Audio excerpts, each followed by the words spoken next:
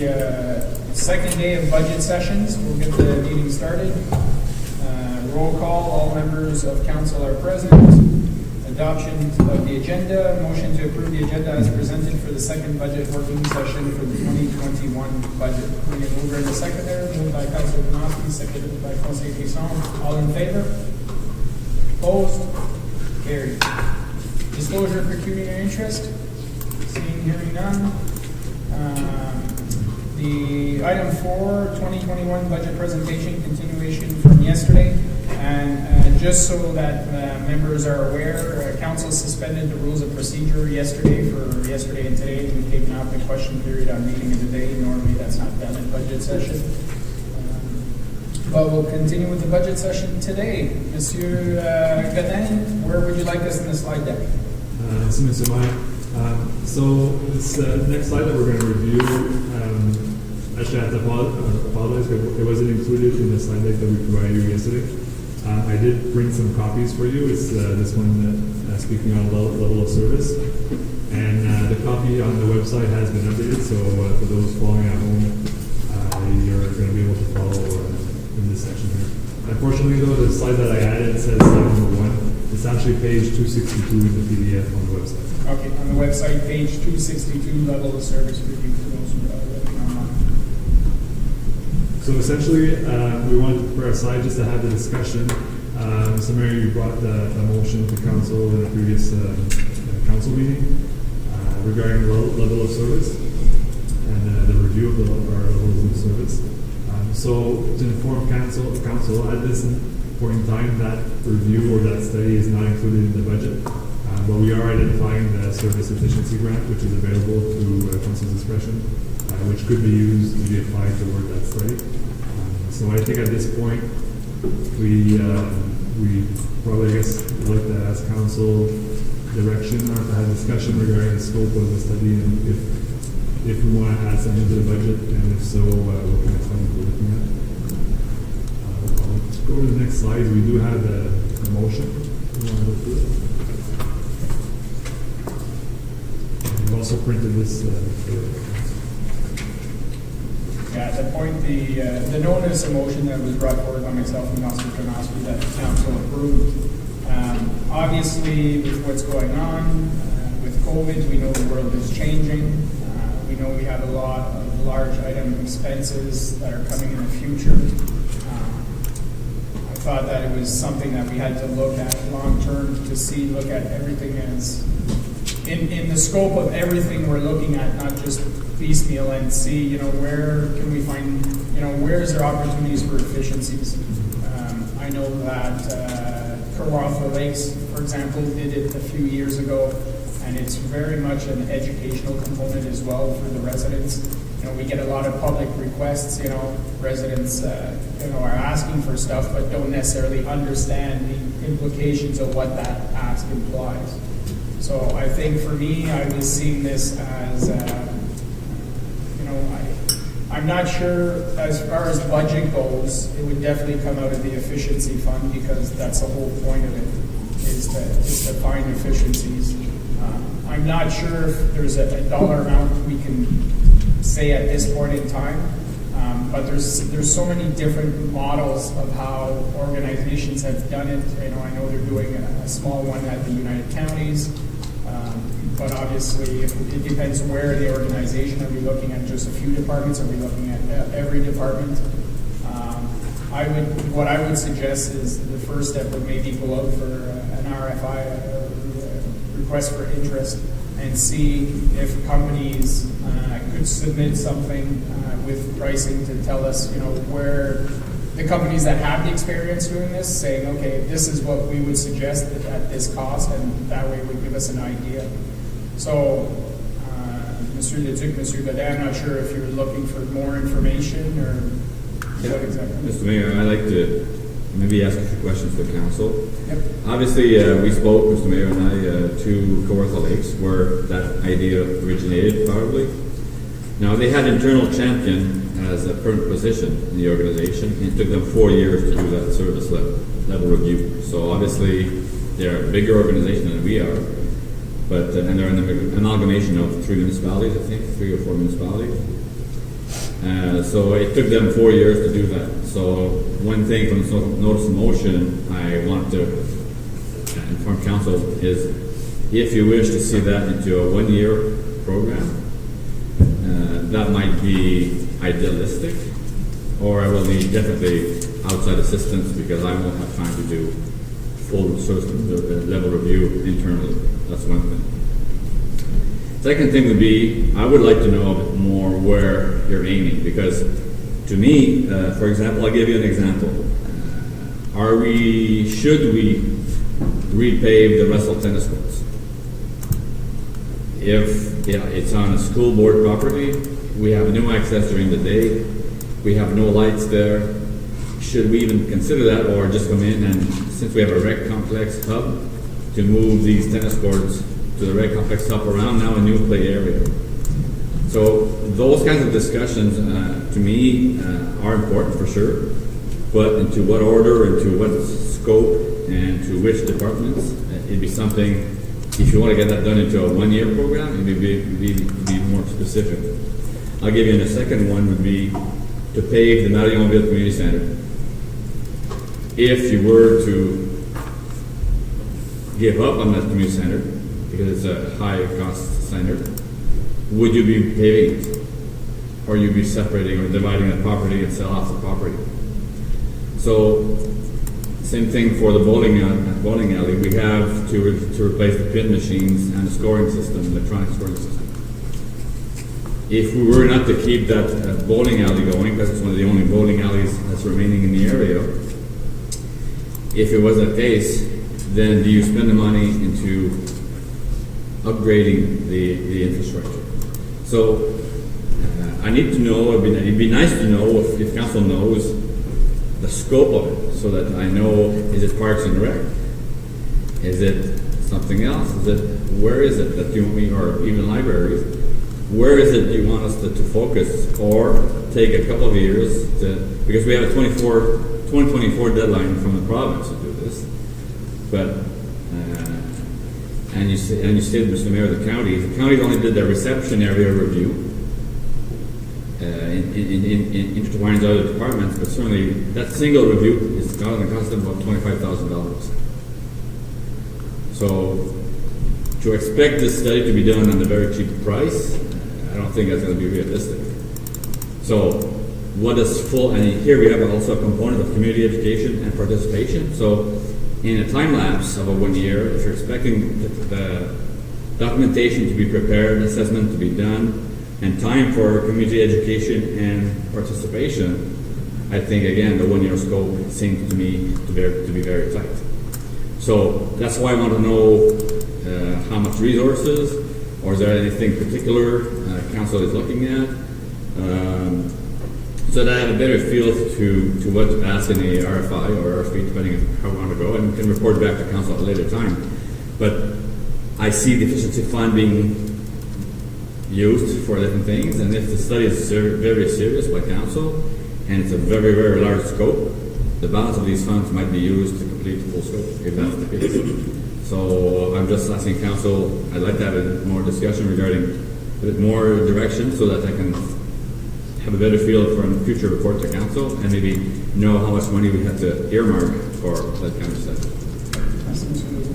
I'll just add, the Kawartha Lakes was a long process, 3-4 years, definitely. But again, it was an amalgamation of 3-4 municipalities. They had 5-10 arenas, and there was a lot of discussions on the vast majority of what they had.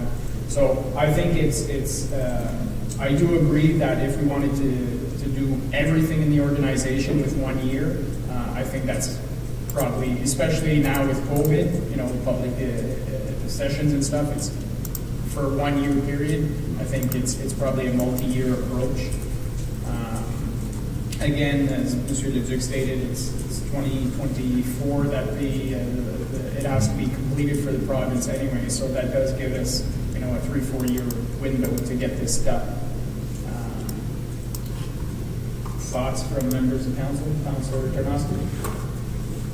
I think the other interesting part in doing something like this, based on what I've read on them, is that we can do it by area at least and start it almost like building a puzzle when you're doing one. It doesn't necessarily have to, like it has to start as a big picture, but in terms of the process of actually getting some results, you can do it by service area or by departments and so on. So there is a way to kind of curtail the length of time that it takes, but it's for sure it's a major project. And I think at this point, certainly from my perspective, I'm more interested in understanding the process better and how we would go about it. So I think part of the ask is to also identify the scope or kind of develop the scope as we go through it. Okay. Merci, Lisa. C'est juste savoir, quand tu parles de 2024, c'est quoi? C'est-tu le fond, l'efficacité que Non, c'est que la province va lui demander d'avoir? In the asset management plan for the province, we have to have a service of level review completed by 2024, Monsieur Gadet? Yeah, that's right. That's correct. C'est une demande. Oui, c'est une demande de province. And the reason this was implemented was specifically for the discussions we've been having in regards to asset management shortfalls, making sure that municipalities are essentially living within their means, right? Unfortunately, municipalities have over the years tried to become everything for everyone, and they've stretched themselves so thin and they've stressed themselves to the point where asset management is not feasible. So the province is really trying to bring back that, we can have this service. It's not a problem.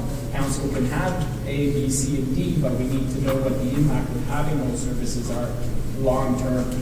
And I think by doing this type of review, when we talk about, okay, we add this, we add this, we add this, well, that's fine if council chooses so, but we have to be aware of that long-term decision plan and how it's going to affect our budgets for the future. Because when we look, we talk about the asset management shortfall we have right now, a lot of it is infrastructure, roads, if they would have planned properly 50, 60 years ago and said, you know what, we're putting this in, but we know it'll have to be replaced one day, we should take into consideration the funds needed, as opposed to building something and saying, no, we're not putting anything aside for asset management, and they can fix it or repair it in, 20, 30 years, whatever the case is. And that's what we're finding often, right, is that a lot of assets now that we're fixing is because there was no planning done in the past. Now, when we look, for example, the Sports Dome has a component in its yearly operational of a future replacement down the road when the bubble has to be replaced or whatever. So it won't, there's a percentage being put aside. So that's kind of what I'm looking for, is in line with what the province has already established as a timeline. So, other thoughts, Councillor Associate? Well, yeah, we're mandated to do this, so I think it's an important exercise. But again, I always am concerned about the cost of studies that we do, again, before we even start something. So, and just, again, to comment on what Monsieur Leduc said, I think there's areas, like maybe if we're talking about building new tennis courts next year at the Dome, it doesn't make sense to then repair the other ones, I don't know. So especially if we don't have access, it's almost like the library. Remember, we don't have access during the day, and you can't use it at night. It doesn't have lights, so things like that. So maybe if we're building new, should we repair old? I don't know. So those are things to look at. And just to comment on Marionville, for me, that's the hub of their community. That's something that's so important to that community, and they really utilize that, and the whole community gathers there. And I think that's really something that's important as a service to the community. So those would be things we'd be looking at in the study, right? Am I correct? Potentially. Yeah. Okay, so, and then saying a 1 year study kind of. I think it's honestly, it's a multi-year project, depending what route we take on, how aggressive we are.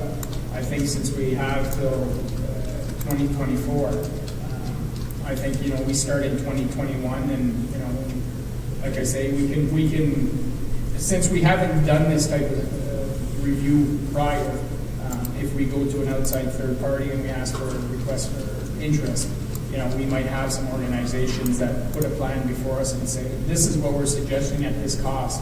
And that way we would have a better understanding of where we want to go. Well, I would like to have sort of a cost up front before we go that route, you know, just because, you know, we could spend so much just doing the study ahead, and then we have to also spend to do this, you know, so they might give us a map, but I'm just wondering if internally it's possible, you know, to do a service study ourselves.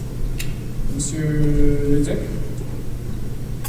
Internally ourselves, I would say no, and this is very specific, because now we're thinking buildings, but also there's an issue of staffing levels, there's also fleet issues, there's also customer service, hours of operations, there's all kinds of things that's why I'm saying how far is the scope. I mean, 2024 target is for assets, buildings.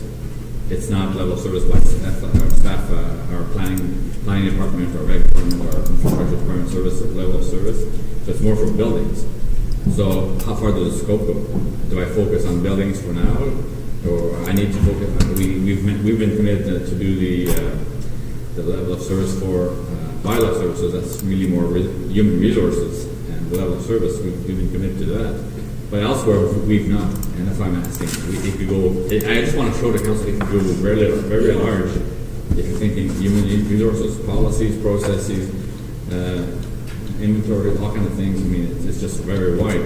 That's why I want to know a bit more as far as what's the focus regarding assets or use resources or levels or services. So I think, and again, in regards to the budget, it's not really affecting the budget because we have the efficiency fund. And again, the efficiency fund was to help us find efficiencies. The level of service review would be that, to help council find efficiencies and to help council and the public better understand the impact of our decisions. So, conseiller Brisson? Juste m'assurer de savoir que l'efficiency se répond un peu de prix aussi, qu'il faut garder en considération. Oui, je pense que realistically, c'était 390 000 à peu près qui nous reste. 3,94. Ouais, mais on a pris l'argent un petit peu hier du département. Non, c'est juste à sûr de savoir. If we're looking for an amount, you know, Monsieur Le Duc mentioned at the county level $25,000 for a small review. You know, I see it as if we put $100,000 as a line item to be financed by this, and then we go out to the private sector and see what options they bring forward, that'll give us a cushion. And if we use $100,000, for example, and they bring us, we do a service level review and they present some options to us, well, we have another $250,000 that we'll have to invest in, you know, implementing those efficiencies as well. I mean, it's sort of hard to, you know, put the cart before the horse, you know, so if we're just looking for a line item amount to put in the budget, I would suggest then you put $100,000 for the study, and once we have private sector bids, you know, go out to an RFP and RFI or whatever way the administration wants to go, and see from there. So with that, Mr. Guzik. yeah, I just want to have the conversation regarding that efficiency fund has to be put aside. If you want to be, we really want to do that study very wide. We should keep that money for that. And I understand that the best way would probably get an RFI going and see what we can get for our money. Bring a report to council to say, okay, for that kind of money, this is the kind of review you'll get. Also, what level of participation you want the population to do. So I'll probably have to bring a report back in to say, okay, well, this is the process and potential cost of this. So I just wanted to have a discussion today to say it's not going to be a one-year project, and it's going to be a bit more expensive than anybody thought initially. But again, there'll be some savings. That's the intent of it. Is to find efficiency, so there are savings out of this, or additional cost depending if you want to increase the level of service. That will be a decision by council and the community. But we expect to see some savings from this efficiency review. Okay. Conseiller Brisson? Ouais, je voudrais qu'on voit toutes les surveilles. Je ne sais pas si 100 000 c'est assez, si on est à 1 200 000 de côté. Puis, Ben, à ce point-ci, on n'a pas rien identifié pour dépasser cet argent-là. So, si jamais le rapport, une fois l'administration revient, et les bids c'est 200 000, ben, in the budget, ça n'a pas d'importance. Parce qu'on n'a pas dépassé ce 395 000 là. We're just identifying an amount. But I mean, if you want to say 200,000, I'm fine with that. Either way, it doesn't, I don't think, Mr. Badin, really affects anything in the budget. It doesn't, I mean, we're gonna add the line item, so what it does affect is if ever something else comes up and we're looking for that service efficiency funding, if we're putting 200,000 now, it's gonna earmark the whole 200,000, so we'll have a better idea what's left for other projects. Timeline, Mr. Leduc, when would you expect an RFI or RFP to go up? Early spring? I expect, I would expect to use my professional fees to find somebody to write such RFI because it's got to be quite specific. Bring to council, probably issued by, early spring. Early spring. Yeah. Okay. Well, I don't anticipate anything coming to us that we need to spend on out of the efficiency fund in a large amount. So if you're fine with, if council's fine, just put in that line item for $100,000. Once we get that information from council or from the administration, then we'll be in a better position to move forward. Everybody okay with that? Okay. Yes, Mr. Rizzo.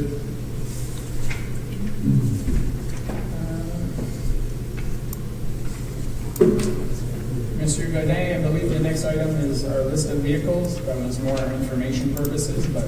That's correct. So for the slide deck, we're now at page, or slide 153. 153, okay. Basically, we're going to go through the capital budget section.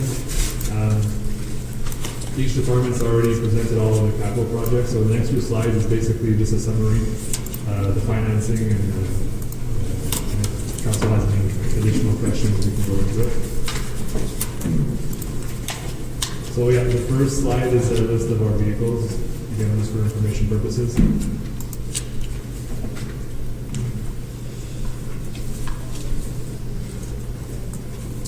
So for the capital project, in the initial slide deck that I had sent, this is where you will see the whole list of all the project reports. We've inserted those at the end of each director's presentations, given circumstances, so I'm just going to skip over this one. The next two pages are the summary report that you're used to seeing, having a list of all the projects and their financing.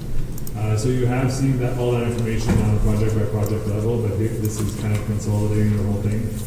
It's not very clear in the slide deck, but this is in section 8 of your binder, whatever you want to refer to it. But the next few slides, I will be going over the high-level summary of each financing, so grants, debt, and reserves. Conseiller Brisson? c'est vrai que je faisais juste regarder le fait de la liste des véhicules. C'était souligné qu'il y avait un tanker à Rousseau, mais je ne vois pas le tanker à Brun. Oui, celui d'Amber, il n'est pas dans le budget de la maintenant, ça va être plus pour. Tu disais qu'il n'est pas dans la liste? Il n'est pas dans la liste. Parce que je vois les autres 2000 GM tanker, à moins que c'est sur un autre nom, mais vous avez une truck, le pumper. Je pense que c'est le GMC 8500, parce qu'il est acheté en même temps, les deux tankers en même temps. OK. C'est en 2000, je pense que c'est identifié comme le GMC 8500. On peut ajouter, par exemple, pour clarifier tout ça. Tanker.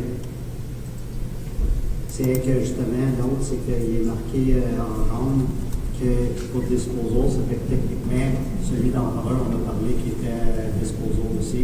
Oui, c'est à cause. On ajoute les deux trucks en même temps, mais l'autre est dans le budget 2022. C'est ça, M. Godin? Exactement, c'est ça. Donc, on propose de prendre sur le. Non, il n'y a pas de tanker, mais là, ça fait de l'allure, là, le 2000 GM, sur cette chose-là. Conseiller Larry? Which one is the new ladder truck? That's the area? Yeah, the 2003. We bought it used. Oh, that way, so it's 2003. Yeah.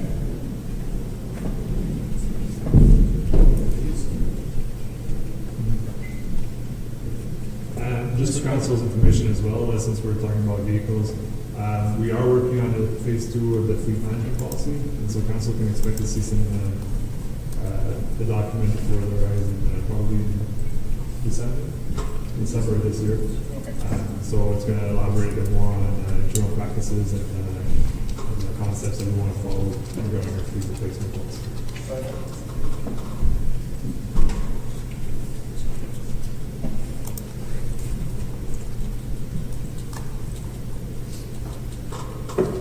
Next is. So if there is no questions regarding the capital summary, I'll move on to, so for the infrastructure fund, we touched on it during the asset management section.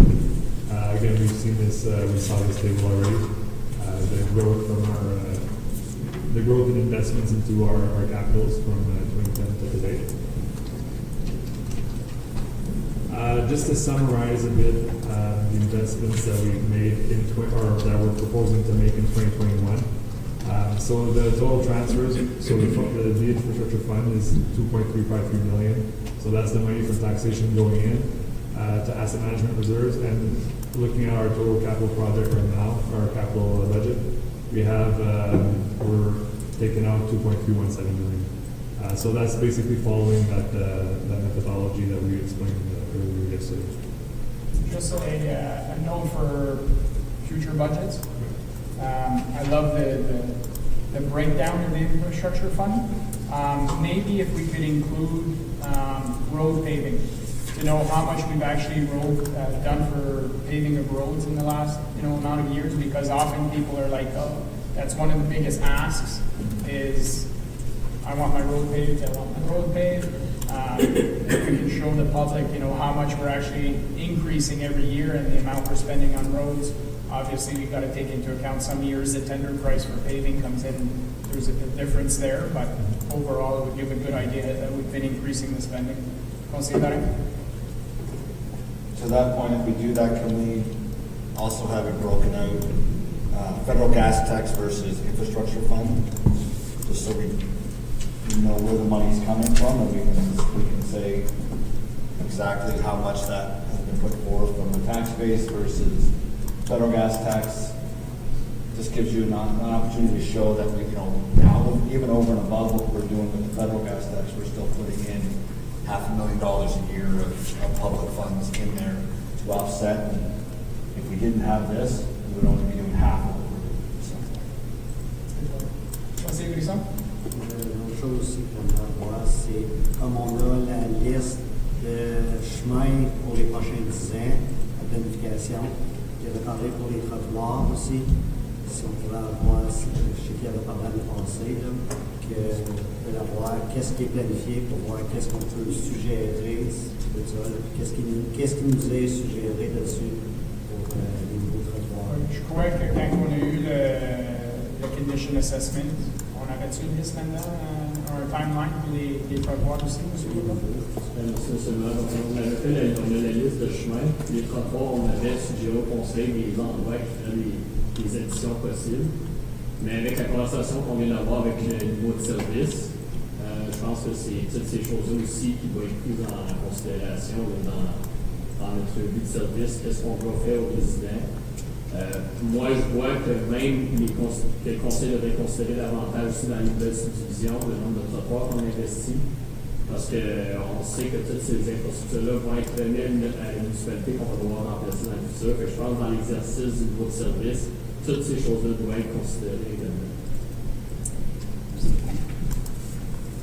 So, something to put in your RFP, Mr. Ledoux?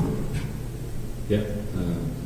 For the road paving, I would suggest that we try to have it completed by the approval of the budget.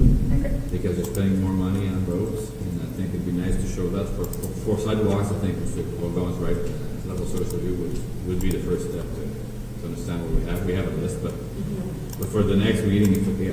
I'm going to ask staff if we can work on that road paving slide, because I think it's a very good point where you spend additional amount of money to catch up. And I'd probably like to show also the road deficit, how we've been doing. Are we catching up? And if so, how much or how fast are we catching up? So I think you want to show your efforts, and I think that slide's really worth it. Perfect, thank you very much. Conseiller Lorraine, Conseiller Grissom. I just want to say, I'm actually looking at the website right now, and I think we did an absolutely amazing job showing on the website the projects for 2020. And I love the fact that we put the dollar value beside it, so people can see exactly what we've had, what we did in the budget, where we're going. So it's a quick point to a spot on the website. There's all your information in terms of, if you want to know what roads are being done this year, it's right there. And that's the cost. So it kind of gives you a slap in the face going, wow, didn't realize that would cost that much, or oh my God, look how much we're actually doing this year. So, just a shout out for that. I think it's fantastic. Is the 5-year paving on the website? Can I find that somewhere? It would be on the website under when it was presented to council, but not necessarily as a separate document. Not in the departments. But it's certainly something that can be added. Because I'm looking for certain roads, so if maybe you can send that to us, just to give us an idea, or point us to somewhere where I can find it. Instead of me asking you, well, where's this road on here right now? I can do that. I can do that elsewhere. Yeah, and definitely I can send what was presented to council and just that appendix exactly. And again, part of that review of level of service, from my point of view anyway, it's something that our plan will have to be reviewed. Right now, it's in order to maintain the road condition at 70%, but that's a level of service. It can be reviewed, it can be lowered. If we lower that condition that want to maintain our roads network, well, then it changed the entire plan. So those are all things that will need to be considered in the next couple of years, which will directly affect those type of plans. I think there's a nice opportunity, and if we can put I know we're redoing the website, so it'll change a little bit, but if we can put that 5-year paving plan as a searchable document where somebody can just punch in their road and say, and then, oof, okay, it's scheduled for this year, and if your road's not found, well, you're not on the 5-year plan. I mean, that's just the reality, but it's something to consider when putting it on the website. Conseiller Grissom. Puis quand on parlait de la liste de paving, si on pouvait séparer aussi comme New Road avec la asphalte que je parle, après ça comme le pavage ordinaire, mais après ça le surfacing, la deuxième épaisseur, puis le crack ceiling pour avoir les différentes classes, de savoir combien d'argent qu'on a mis dans chaque. Au lieu d'avoir un prix total sur qu'est-ce qu'on a mis dans les chemins, plus aussi qu'on ait le breakdown dedans. Tant qu'à avoir de choses, c'est juste un peu plus d'informations sur moi. Oui. Ben, je pense que le document qu'on veut présenter au public, we don't want to overwhelm them with information, just something very generic, but yeah, we can definitely have something on the website where if somebody wants to look in detail, and we talked about crack sealing, that's a perfect example of asset management, right? We spend an ounce of prevention is worth a pound of cure. So if we're doing these steps in our roads network, well, it's actually saving us money down the road. Oui, parfait. OK, je peux continuer, M. Godin? Merci, Mr. Mark. So moving on, this is, so we focused a lot on the infrastructure fund, which is a taxation going into capital. On the water and sewer side, we're following the same strategy. These are the last 4 years investments we've made into sewer and water asset management. And again, here is a summary of the 2021 budget, what's going in, what's coming out, and what are the key projects there. So we've gone through those yesterday. So just to summarize to council, the major grants that we do receive on a yearly basis in our capital budget. So we're projecting pretty much the same as last year in regards to the 3 major ones. So the OCIF formula based, we have a revenue of $633,000 there. The federal gas tax for roads and infrastructure, and also a portion for parks and rec. We have $523,000, up $22,000 from last year. And we're also expecting, this isn't confirmed yet, but the $383,000 from the United Counties to be invested in our infrastructure program. So just to confirm that the first draft of the budget at the county level is confirming that $2 million for the 8 municipalities. Right. So we, that wasn't trimmed down when we had our first budget talks. Good. I don't anticipate it to be either. Next few slides, just to summarize a bit our reserves levels. So just this slide is really just some information just to update council. We are looking to bring an update to our reserve management policy. These are just a few things that we're looking to include in that update. And just a kind of a reminder to council, in 2020 we did have some loans or some debt that was budgeted, but we didn't do that borrowing. We actually borrowed from our own reserves. So I think it's important that our reserve policy reflects our practice to ensure we apply it in a consistent fashion.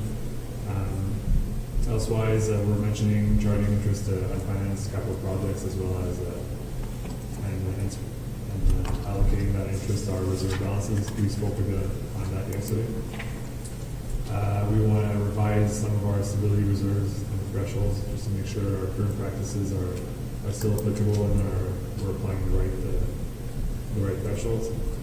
And also looking to maybe add a section on investment. And next slide, you'll probably have a better idea why. We do have certain large reserves now with different strategies with the rec complex reserve and development charges that are coming in fast with growth. Our cash flow is increasing at a rapid pace, and we think we should be investing some of those funds potentially more into accounts that can generate more revenues.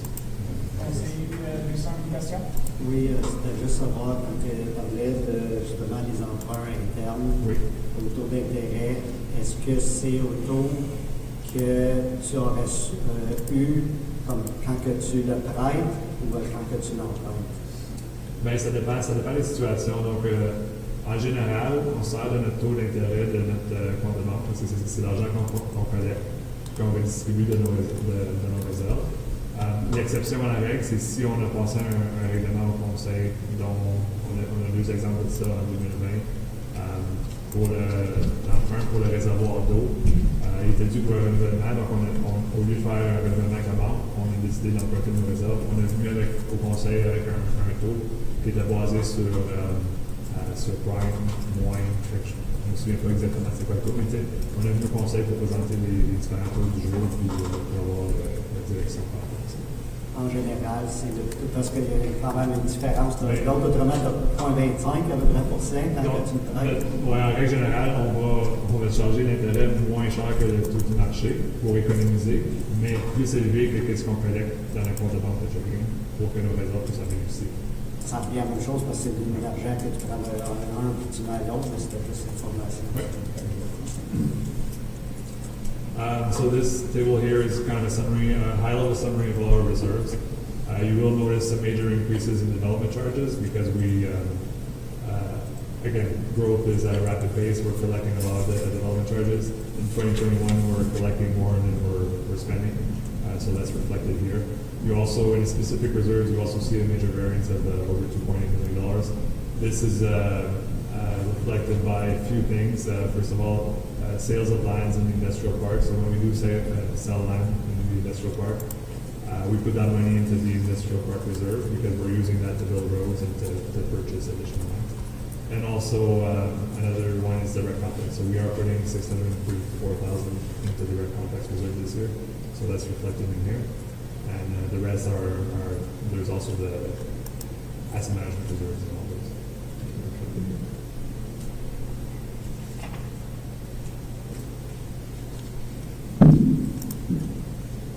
This is kind of a history of our development charge revenues in the last few years. So we, like Lee mentioned yesterday, since 2019, there's been a big boom.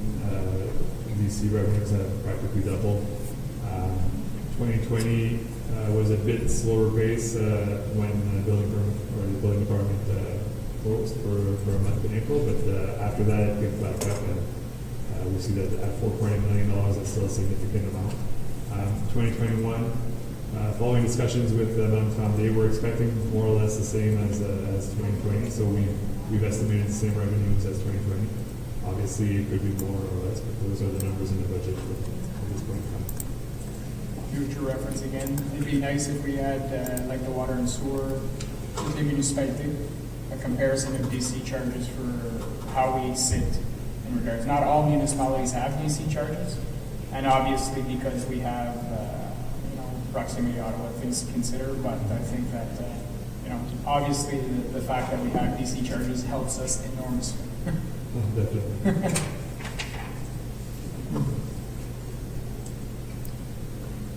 So just a quick summary of the 2021 activity for DC. So we are expecting to collect 4.8 million, like I said, and we have about 430,000 in projects from development charges this year. So a lot more coming in and going out. Those are capital projects. We also have operational. On the operational side, we have some loan payments that are financed from the development charges. So that's the main coming out.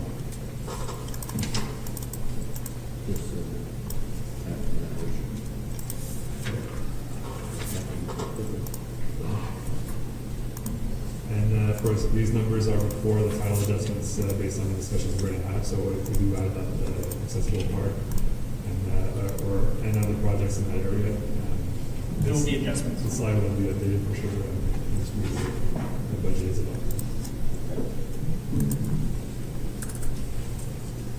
And the final financing summary is regarding our debt. So just first of all, just a summary of 2020 and 2021. So in 2020, we didn't do any new loans.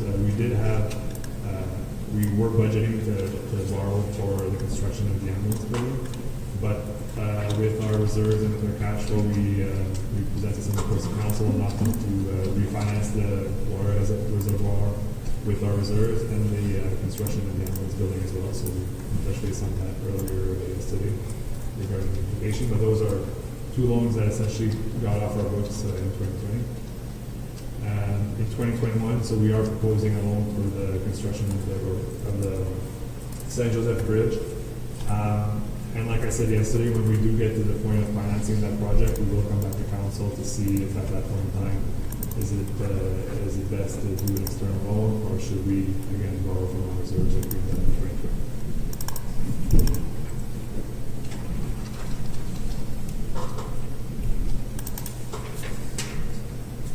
So the next few slides is going to be just the usual summary. I show council anytime we speak, anytime we touch on debt. Just a quick point here is regarding the new, the proposed new debt for the San Joseph Bridge. That would represent an annual repayment of about $54,000. So that would be the implication on taxation next year. Should we move forward with that? Just to make the link with our borrowing capacity. So as council knows, we have a limit of how much we can borrow based on our annual payments. It increases every year. It's based on 25% of our net revenues. So we're estimating based on that calculation that borrowing capacity will increase by $97,000 in 2021. So even though we're adding a new loan, our borrowing capacity is actually increasing. We have more flexibility there.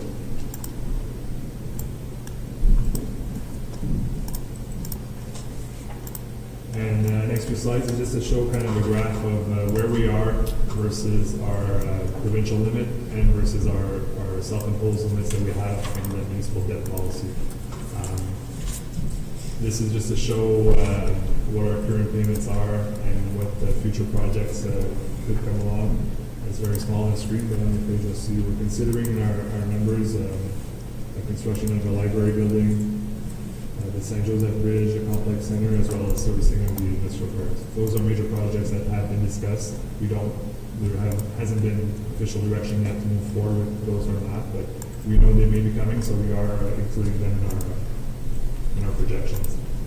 And so what we can see here in this graph is basically this is the overall debt. The yellow line on top is the provincial limit, and the orange line is the self-imposed limit in the debt policy. We can see that the current loans that we have, which is the green bar, plus the blue bars, which is the projects that may generate loans, we're still beneath those limits, so we're still in good shape to have that flexibility to move forward with projects in the near future. And the next two slides is basically just that same information but broken down by tax supported and then by water and sewer, because our self-limitations for tax supported debt is 10% of our tax revenue, so it has its own limit. And we see here, even with the addition of the rec complex, we're still within our limitations. Keep in mind though, the numbers that we've used for the rec complex are based on the DC study, which is 22 million. So at this point in time, we haven't chosen a concept, and we don't know exactly what we're going to be moving forward with. It could be more, our debt need could be more than 22 million. It could be less. That would depend on how we decide to move forward and on grant possibilities. But these are the numbers used for now. And on the water and sewer side, here our self-imposed limits are 15% of our water and sewer revenues. So here we do see that if we do move forward with the financial plan for the servicing of the industrial park, we would go over our limits. So we would go over our self-imposed limits. So this would require council to be cognizant of that and make that decision, knowing that we're going against our own policies.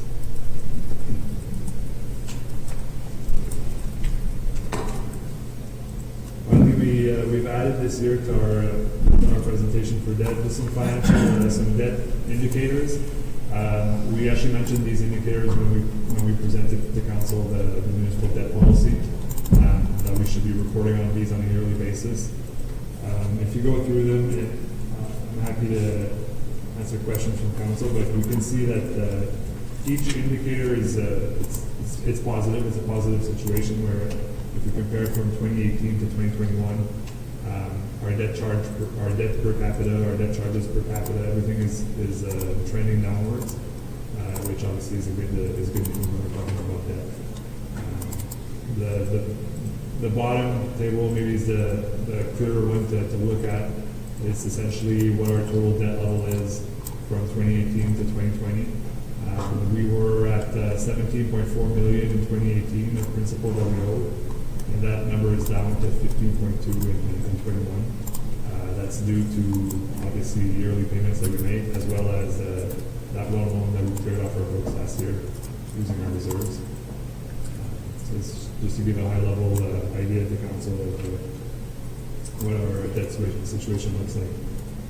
I like the fact that it's per capita. It gives us a good indicator, because you always hear what the debt per capita is at the Ontario level. Right. And we're a far cry from the $19,000 per capita at the province. So it's nice to see this amount. Monsieur Leduc? As you know, I've been here for many turnarounds with council, and that's always a matter of discussion when campaigns are started regarding the debt capacity at township, and it's extraordinary, and we're not under control. So I think this slide just shows that it's different than that, and this will be very useful in a few years. Thank you, Monsieur Leduc.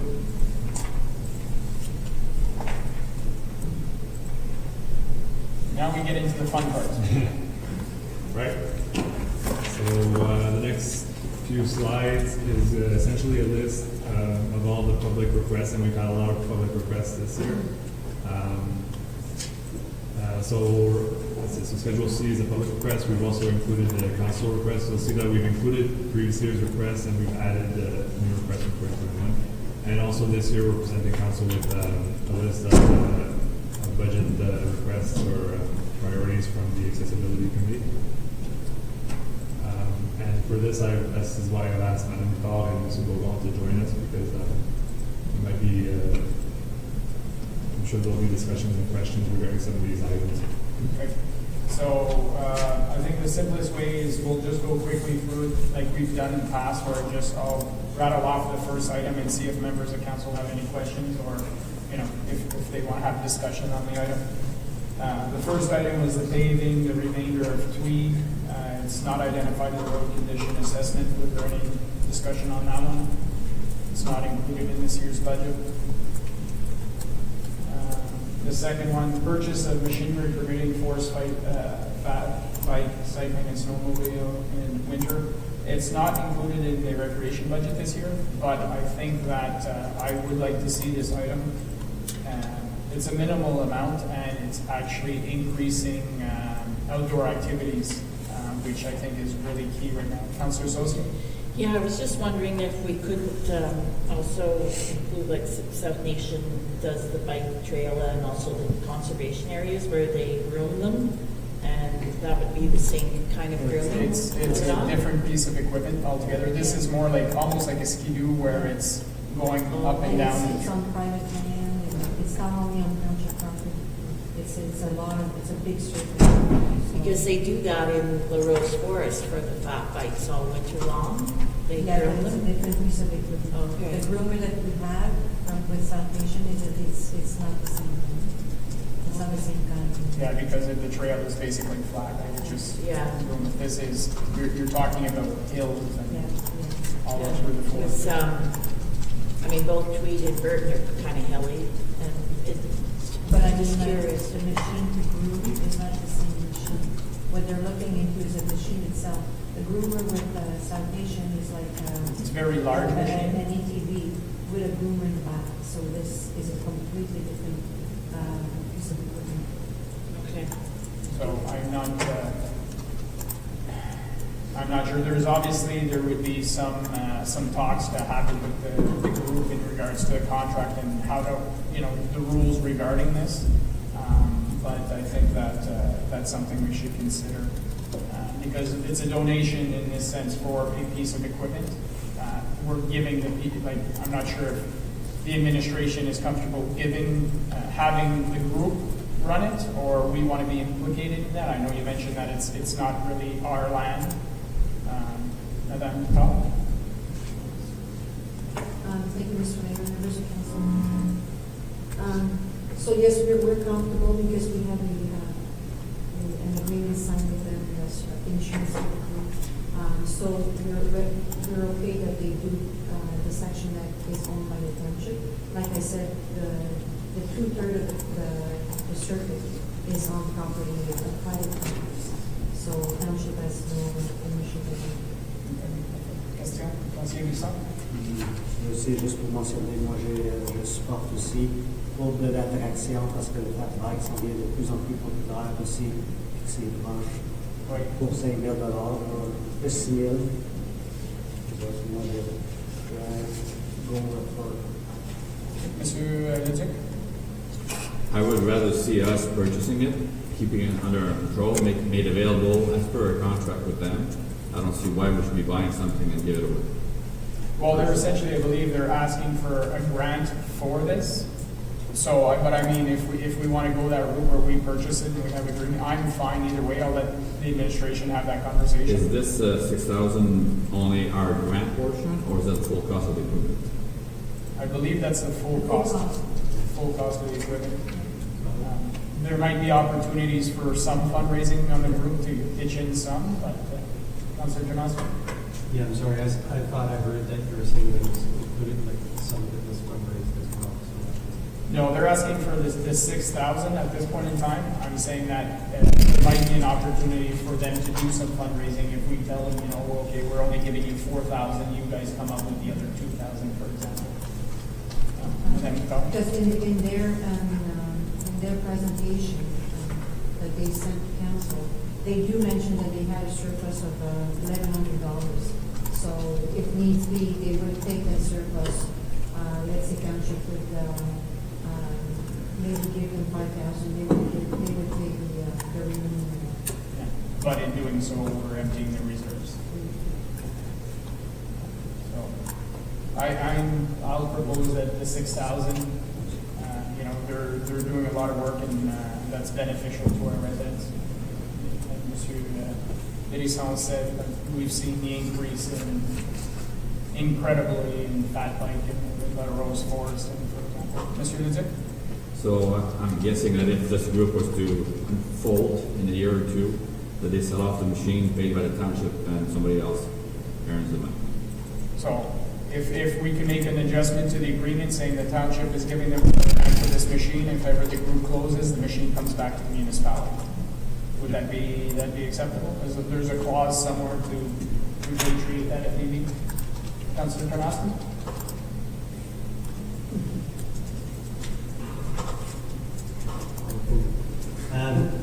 Can I just clarify that those trails will be fully available to everyone under the cost? Yeah, they are. They are currently available. Okay. I would be more comfortable if township maintains ownership of that equipment. Whatever arrangement that is best to manage that equipment.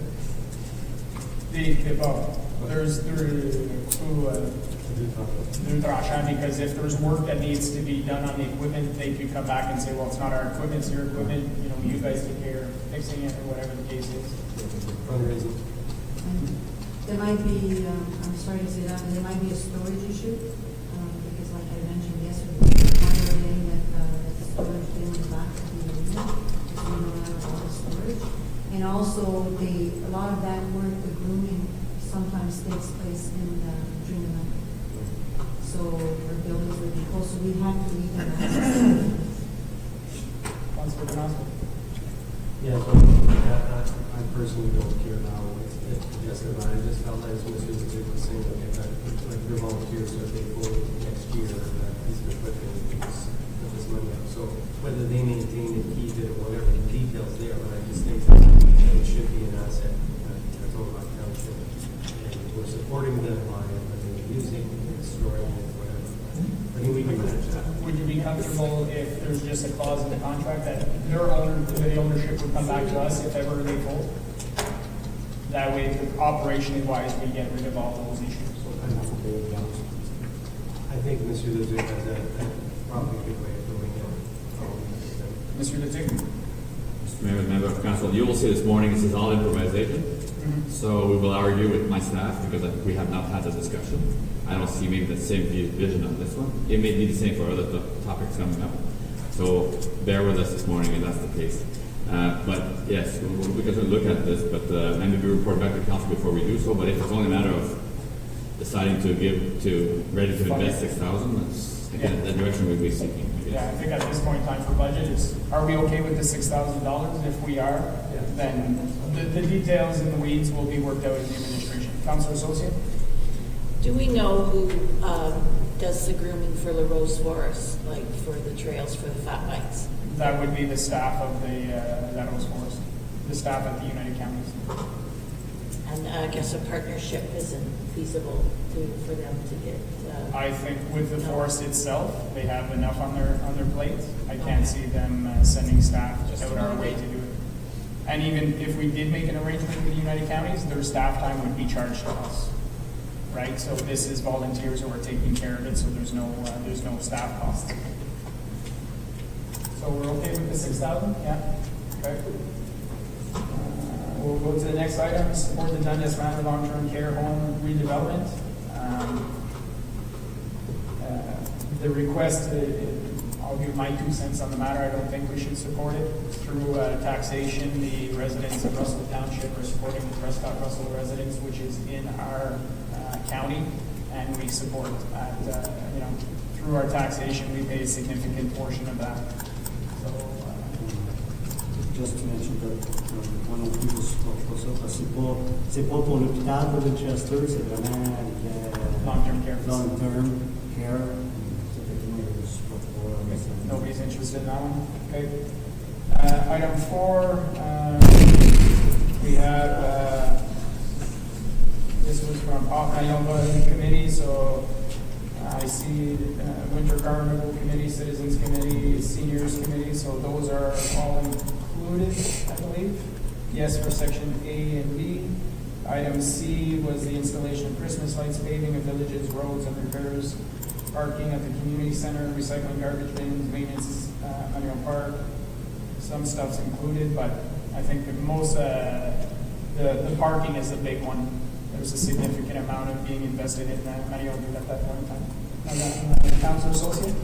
Yeah, and I think we discussed the Christmas already, so that we were. Christmas lights, yeah, they'll be putting a plan together and seeing there might be some possibilities there, but there's 7 lights if I remember well, but Mr. Whitnell stated.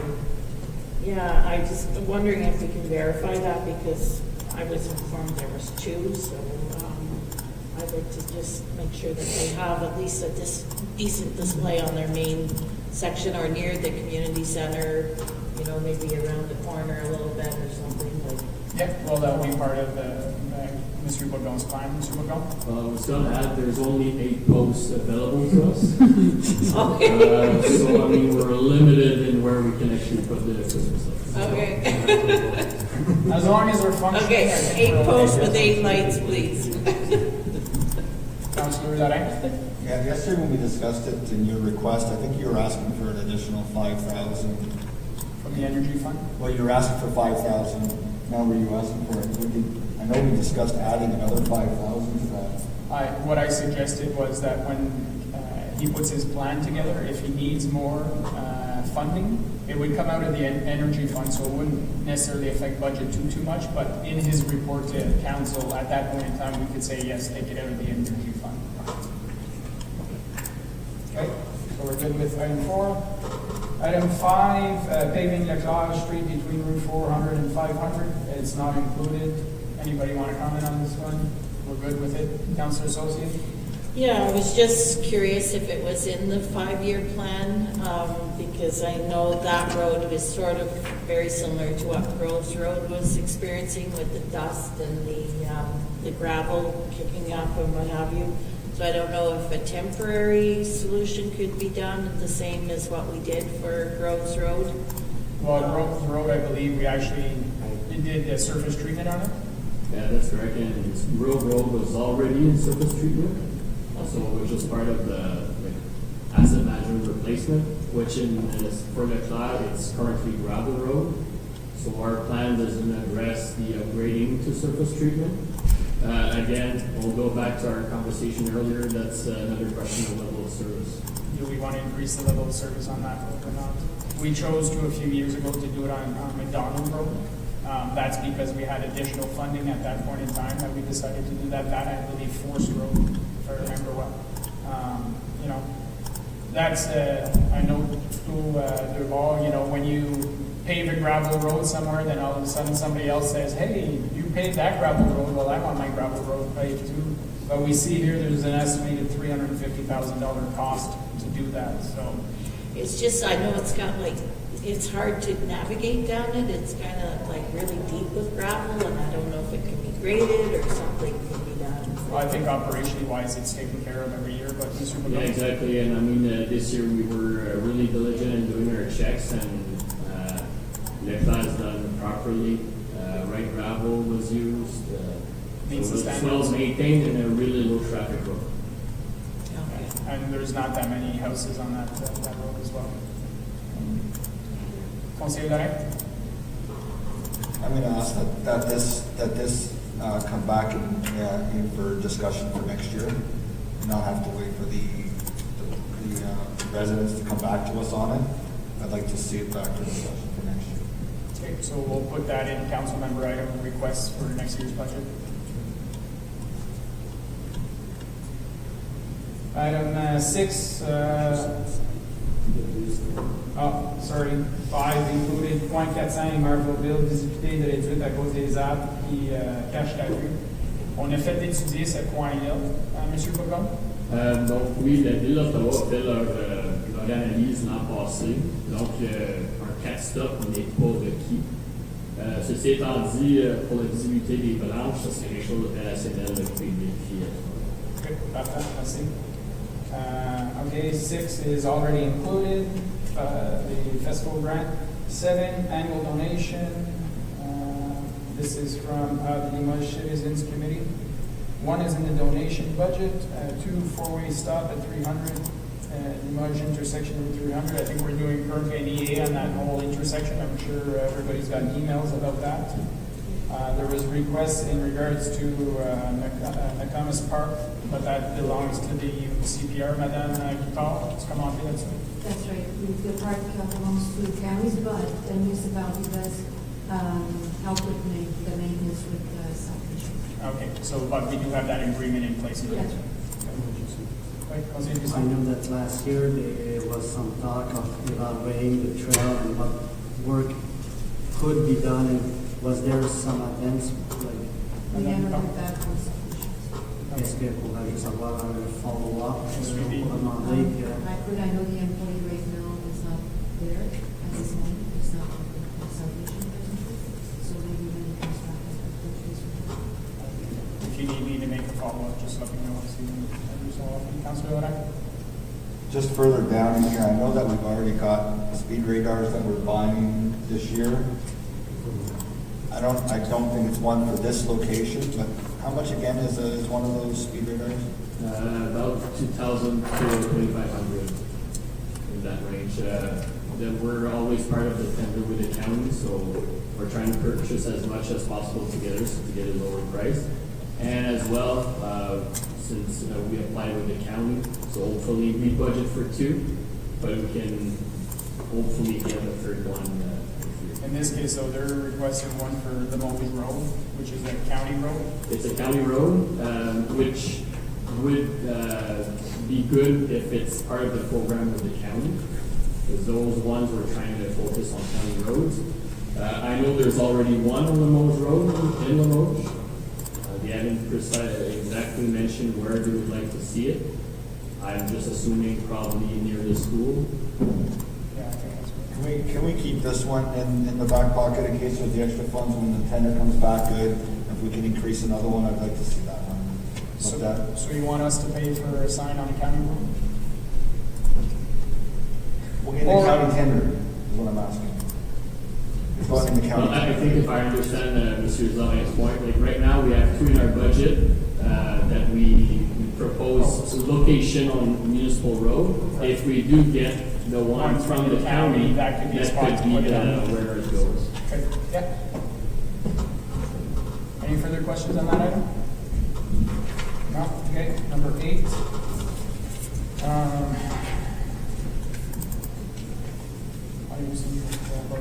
We've spoken about Lactade, it was the right gravel used. Item 2 with number 8.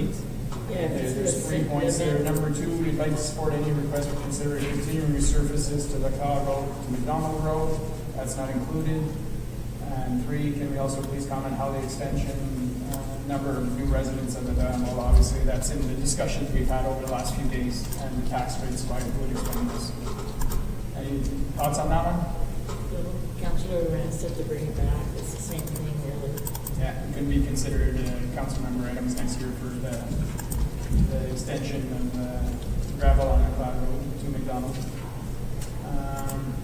9, a continuation of sidewalk on St. Marie after bridge until St. Marie Street. Not included, and the bridge is not suitable for a real sidewalk. I think we had that discussion last council as well, that it wasn't, couldn't support that. Item 10, extension of sidewalk on St. Augustin at least to La Madeleine Street. It's not included. Any thoughts on that? We're already doing an extension of sidewalk in front of Notre Dame.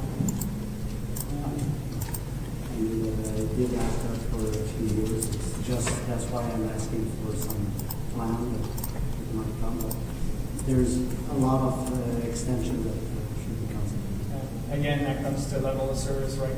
Do we maintain or do we increase? And in increasing, what's the impact long term? But yeah, definitely we'll have those conversations when that report comes up. Item 11, indoor year-round pool. Do we know that one? Playground for children, either besides sports dome. We're looking actually, we discussed yesterday at an accessible park. Replant some trees along the recreational trail path. Madame Picard mentioned yesterday that there was going to be some, so it's pretty much there. 12, resurfacing of the tennis is included already. Paving in Groves Road between 500 and Marion Mid Road, that's not included in the budget. Anybody want to discuss that one? No? 14, installation of new sidewalks. There are some costs that are included in the budget already. Paving of Tweeds not there, paving parkland not there, composting collection not there, security pedestrian crossing for the recreational trail at Castile Street. Were we having conversations? Did we have conversations about that crossing at one point, talking to the counties potentially? For some reason in the back of my mind, Well, we kind of indirectly did a few years ago when we prepared a report council and the county actually did the analysis as well of their county road. The county is installing more of these crossing lights, so I'll be having that conversation. And I believe they do have money in their budget for crossings. Yeah, so I'll make sure that we have that conversation at the county level.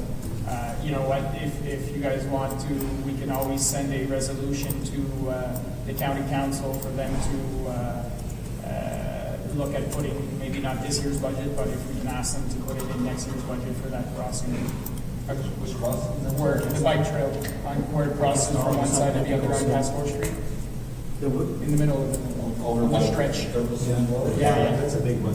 Yeah, that's why I was, yeah, and even if they can do it this year, if they have some budget for this year, asking as soon as possible, because that's a real big one to cross, Too bad. especially with the curve and everything, so I would suggest to it. Yeah, there too. Councilor Larry? Well, I think what compounds the issue at that specific location is, I don't think anyone knows the rules of the road for there. I know there's stop signs on both sides for the trail, but the cars stop. And my concern when the cars stop is one side stops and the other one, Doesn't. That's why the light. the other one shouldn't, because it's not a stop for them. So by one car stopping, you're forcing that other car to stop. And if they're not paying attention to what's going on, their right of way is to continue. And then if there's cars behind them, it could become a big accident. So I think we also need to have education there. Don't stop at the crosswalk, to let people cross, because you're forcing everyone else to stop when they may not be thinking about stopping at that location. So That's why I'm saying it's important with the light, then it's clear for everybody, and there's so much. I would suggest that we pass a resolution asking the counties to reconsider that location, because they did do a traffic count a couple of years back, and I think it was after it was. Or 18 or 13. Yeah, and it wasn't quite justified because it's so spread out, right? You might have a day in the summer where it's very, very busy, and then you have times that it goes a long period of time without. And these things are not cheap, right? I can't remember, this one in front of the roundabout was $50,000? Well, our estimate for this crossing would be about $30,000. $30,000. So I would suggest that we send a resolution to council, Mr. Legault can prepare it, and we can send it to county council to consider, and we'll have this discussion. And push it if forward. if we look at other locations throughout the county, and this one, the roundabout, the cost were 50/50 Yeah. with the upper tier. Yeah, so then for budget-wise, we do have the matching grants policy. So if ever we get 15 from the counties, we can always not affect budget and just take it out of that line item. Councilor Sosa? Yeah, and I just wanted to, state there was also 2 very serious accidents there, including a death of a young boy crossing there. So I'm totally in favor of getting a light there. And also in that section, I want to say, we did discuss the composting collection yesterday, so that might be something that we want to bring back next year for sure. Yeah, well, again, as we gave direction to the administration and direction indirectly to the advisory committee to look at some, we've made the decision, we're not going with the full program at the cost that's presented, so if there's options that can come back on how to offer that type of service, possible partnerships with other organizations, and yeah, definitely, but that'll come back in the report to council. Installation of water recycling system, Yahoo Park. We had that discussion when we went to install it, and the cost was extravagant, so.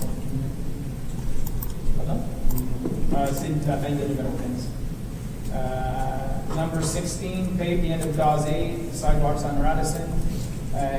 First one, pavé the end of Dazé, is included in the analysis of the sanitary stores.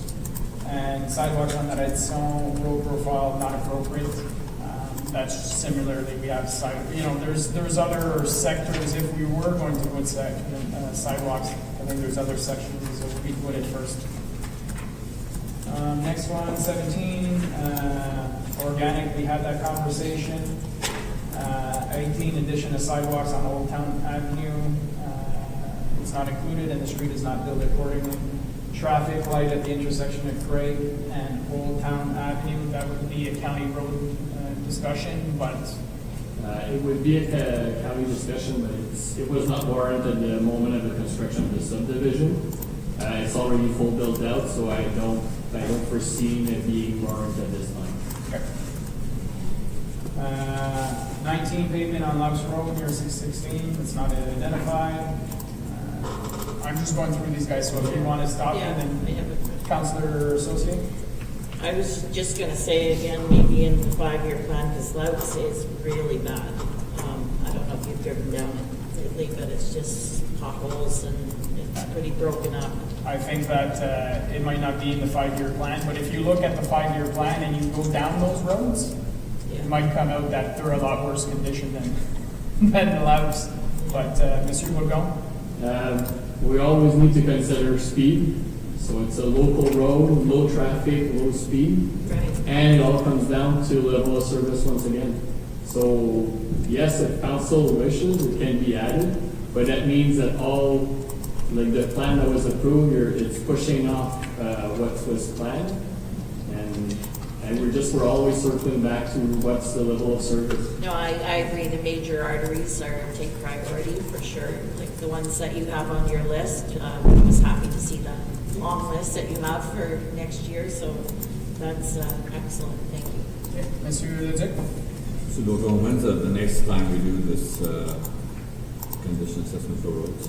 We have identified that lead study will be done every 4 years.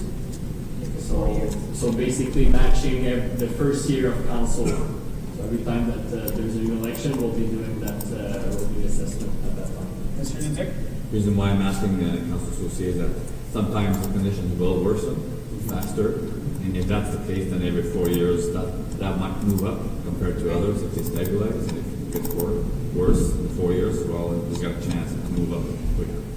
I think as well, that's why I often push for more investment in the infrastructure fund and raising the infrastructure fund 1% a year. Because the quicker we get rid of that infrastructure fund deficit, the quicker we're paving our roads, right? The more we're investing in the roads, and stuff that's not necessarily on the list can move up faster, in turn brings everything up, all the other roads up faster as well. So. Okay, next item, item 21. Only North Russell is within the township. Burden is planned for 2024. Questions on that one? Number 22, repair the Russell tennis courts. We've already discussed that. Build a play structure located on Central Park, Sunset Flats Division. Both are, if everything goes well, there's one new park going in that area, and we've already accounted for the Russell tennis courts. Yes, Monsieur Leduc. I think you skipped number 20. Number 20, Yeah, I think so. Craig Street between Old Town. My apologies. The amount is in the 2021 budget. That's why. Sorry. But yeah, the Craig Street between Old Town West and Concession Street needs to be refurbished. There we go. 23. Conseiller Lorrain? Yeah, can we just, because it's on here, I think it's been on here twice now, so is a report going to come back on the tennis courts, the decision whether we're going to redo the ones in Russell and or the ones over here? So the discussion at this point in time, in the budget, we did say yes to the ones in Russell getting done, but there's still discussion to have for in the middle, where the dome is. So when we have those discussions, we'll decide whether we're increasing the level of service or we're just doing a swap and we'll say, never mind Russell, move it to the dome area. So that's a discussion still to happen. It's in the budget right now. It's in the budget to redo Russell currently. Item 23, curbside composting. We had that discussion. Curbside pickup of yard and leaf waste in the summer and fall. We are still staying with 3 pickups, Mr. Bourgon. But that people have the option to bring everything to the Varge transfer station at any point in time. So that'd be nice if we could do that. JFL with organics, bring it there. Just saying. And hazardous, yeah, that's included as well. Build a sidewalk on the east side of North Russell Road between Sunset Flats. That's already planned with the subdivision, so. The green bin program, we've had that discussion on 24, 25. This was for the Panko streets in Dawsey. That's already been included. We've started that process. 26, repaving of Louis Street. That's not identified anywhere, so it's not included. 27, compost. We've had that discussion. Future rec complex, once secured the facility, completely enlarged fitness studio should be considered as a journey more activity than just pool and rink. That's another conversation to have at another point in time. We've done the PECUNIARY question, the sidewalk, Sunset Flats, yeah, that's all taken care of. Item 28, paving of Route 500 between St. Mary and St. André, which is presently a gravel road. It's not indicated anywhere in the budget. 29, more lighting. Improvement at the dog park, usually done with fundraising. We did see that there was a group that is forming, and they're now in contact with Madame Amal, so I'm anticipating there's going to be some fundraising and some possible improvements at the park there. In the park, from a township budget perspective, we are paving the path, so that will be accessible. So, Councilor Thomas. Is that in paving the path that should address the drainage issue there? Good question, Mr. Bourgon. Juste à dans le parc, nous qui sommes en dessous, quand on leave that park, we make it more accessible, that whole front entrance. That will address the drainage as well. Yeah, that was one of the things to be addressed in the same time. Councilor Buisson. Quand il parle de pavé, le pathway dans le parc, je crois que ça serait mieux que ça soit fait en même temps que, parce que le chemin est bien off comme c'est là. Je pense que Mme Bourdeau a mentionné que c'était planifié pour l'année prochaine, pour 22, que ça soit comme, justement fait pas juste le parking, mais qu'il y ait le chemin, parking, puis le pathway fait en même temps. Monsieur Bourgon. Moi, je répondrai au conseil d'aller de l'avant avec le pathway, parce que d'ailleurs, c'est pas la même équipement. Donc, je ne verrais pas le besoin de retarder ces travaux-là. C'est que le stationnement, lui, est directement l'impact direct avec la structure et le profil du chemin. Donc, c'est pour cette raison que je recommande au conseil de l'attendre, puis que ça peut être pavé en même temps que le chemin. Mais étant deux choses complètement séparées. Okay. Monsieur Leduc. Par rapport au chemin, vous avez vu hier dans le plan de site que si on prévoit faire les travaux pour la Snowdown, c'est sûr que ces travaux-là vont avoir lieu avec des véhicules avant. Après ça, peut-être le chemin va être refait par la suite, une fois que c'est terminé. Donc, je ne vois pas ce chemin-là, ni ce stationnement-là de fait avant mai 23. Moi, personnellement, je ne vois pas ça présentement. Comme pour le pathway dans le dog park, je ne vois pas vraiment, si le reste est pour pavé, je verrais que ça soit mis en gravier bien pacté, mais le pavage même, je ne vois pas l'obligation de ça dedans, parce que le reste est déjà en gravier. Ça fait que si, quand c'est bien pavé, bien pacté, je crois que ça serait suffisant, surtout si c'est relevé.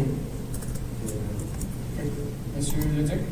Là-dessus, je peux répondre à Mme Bourdeau, mais il y a un bout de pavé dans le stationnement pour les membres handicapés. Donc, ils peuvent avoir accès au parc. Ils peuvent juste rentrer. Donc, mais pour aller au gazebo, cette année, on a eu des dons de différentes compagnies pour faire le pavé. Qui est déjà tout là. Il reste qu'à pavé sont ici. Mais pour l'accessibilité, ils peuvent rentrer, mais ils peuvent aller nulle part. Donc, on a dit de se rendre au. Je ne savais pas qu'il y avait l'autre pavé, juste un petit coin. Et l'autre chose, c'est que Bourdeau et moi, on a discuté par rapport aux actions, à la levée de fonds dans le dog park, is that we agreed that, I said to Mrs. Bourdeau, that any fundraising should be, any items should be discussed with the director so that it's something we want to take on, so that as far as its replacement or its maintenance, we're ready to do so. So it's not because it's been given by the community that we want to take it on. It needs to be done, it needs to be safe, it needs to be certified, it needs to be something we want to maintain and have in our assets. So I agree in the direction of Mrs. Bordeaux to discuss any proposal, but certainly if she says yes, it's a go. If she says no, it's not a go. And if the community wants to come in front of council and challenge a no, well, they're invited to do so. And that's not We have a process for that. Yeah. Perfect. Sounds good. Increase Russell Watch that we've dealt with. 31, hiring a part-time accessibility coordinator is not included. And the township fund a pedestrian bike control crossing on the trail between Emblem and Russell. That we've had that discussion, and we'll put a resolution together to send to the United Counties.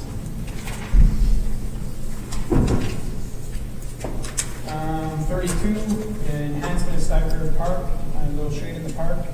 There's a volunteer group that has been formed, so we'll be working with the administration on that. And any planned final asphalt coat, that's part of the subdivision and remaining work. Mr. Bourgon, I think we've had this discussion in the past. Have we spoken with the developer, or do we know when they plan on doing this final, I think there was a little bit of storm work to Well, there's a repair to be done on the sanitary sewer, which was supposed to happen this summer. We're already in October and nothing is done. Just assuming now it will happen next summer. Yeah, and do we have any teeth or weight to move that forward? No, we only have the securities in our bank account, but there's no time frame in the subdivision agreement. So now, if we have the securities, I assume that the securities don't necessarily cover all the costs, but this project is Gently nudge. Yeah, gently nudge, because this project is, the subdivision essentially has been almost completed for quite a while now. The majority vast, there's been a house or a lot left here and there for the last few years. But I think we should be nudging the developer, or whoever it is, to say, okay, you gotta help that. And if from an administrative policy perspective, if we have to put things in place that say, well, you're not going to start another subdivision before you complete the one properly. Like, if we have to go that route, then maybe we should be looking at policy decisions to make sure that we don't find ourselves in this type of situation. So that'll be something to consider when we're doing official plans and policy reviews and that kind of stuff. Wadey Road 4-way stops. Mr. Bourgon's going to be coming back with a report shortly to council on that area. Now we're looking at Donc, on a identifié les dernières arranges parce que c'est des demandes qu'on a reçues après la présentation du 14 septembre. Yes. Okay, so water and sewer fixed rates for our seniors in retirement or care facilities are too high. That's an interesting one, because I was assuming that the seniors in retirement homes, that would have just been part of their costs, but they're specifically asking for Russell Meadows. Well, the way it's worded, it says water and sewer fixed rates for our seniors in retirement or care facilities are too high. So I'm not sure how they're passing it along to the residents of those care facilities. They have fixed rates for the room. Well, that's it. So anybody have any thoughts on that one? Mr. Luzik? Mr. Bourgon, whenever we have a seniors home like that, for example, Russell Meadows, are they charged fixed rate per meter? Is there 1 meter, or is there 25, 40 meters in the building?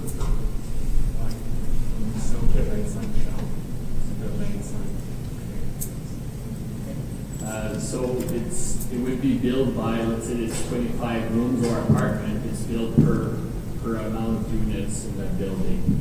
Right. So it's like any other apartment building, basically. It's just that in the apartment building, everybody's paying their individual rates depending how they're set up with their landlord, right? That's what it comes down to. Mr. Luzik? So in this case, probably most likely the owner passes along that fee directly on top of their monthly rent to the seniors. But I think in this year's budget, we have reduced our fixed rates. Yeah, So there'll be a that reduction there. might be addressing somewhat that concern of lowering that monthly fixed rate. We hope that the person making this request passes along that savings to the residents. If they're using the residents to say it's too high, you better be passing along the savings when we give it to you. Okay, next one, 35, improvement of current state on the roads, Highway 8, Divine Road, Frontier Road, and Burden Road coming down from 417. All these roads are within the city of Ottawa. Burden is planned for 2024. Composting, we've had that discussion. 36, request to continue the contribution to the Good Neighbors Food Bank. Yes, it's included in the budget. In favor of compost program, we've had that discussion. In favor of compost program, we've had that discussion. Intersection ED Road, Route 200, need to determine if a four-way stop is warranted. So that'll be, Mr. Boudon, you're going to be looking at that intersection.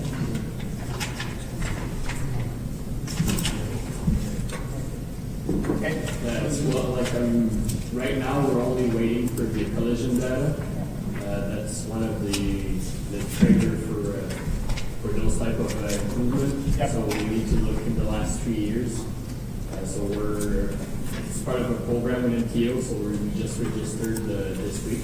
Hopefully in November I'll be able to bring a report.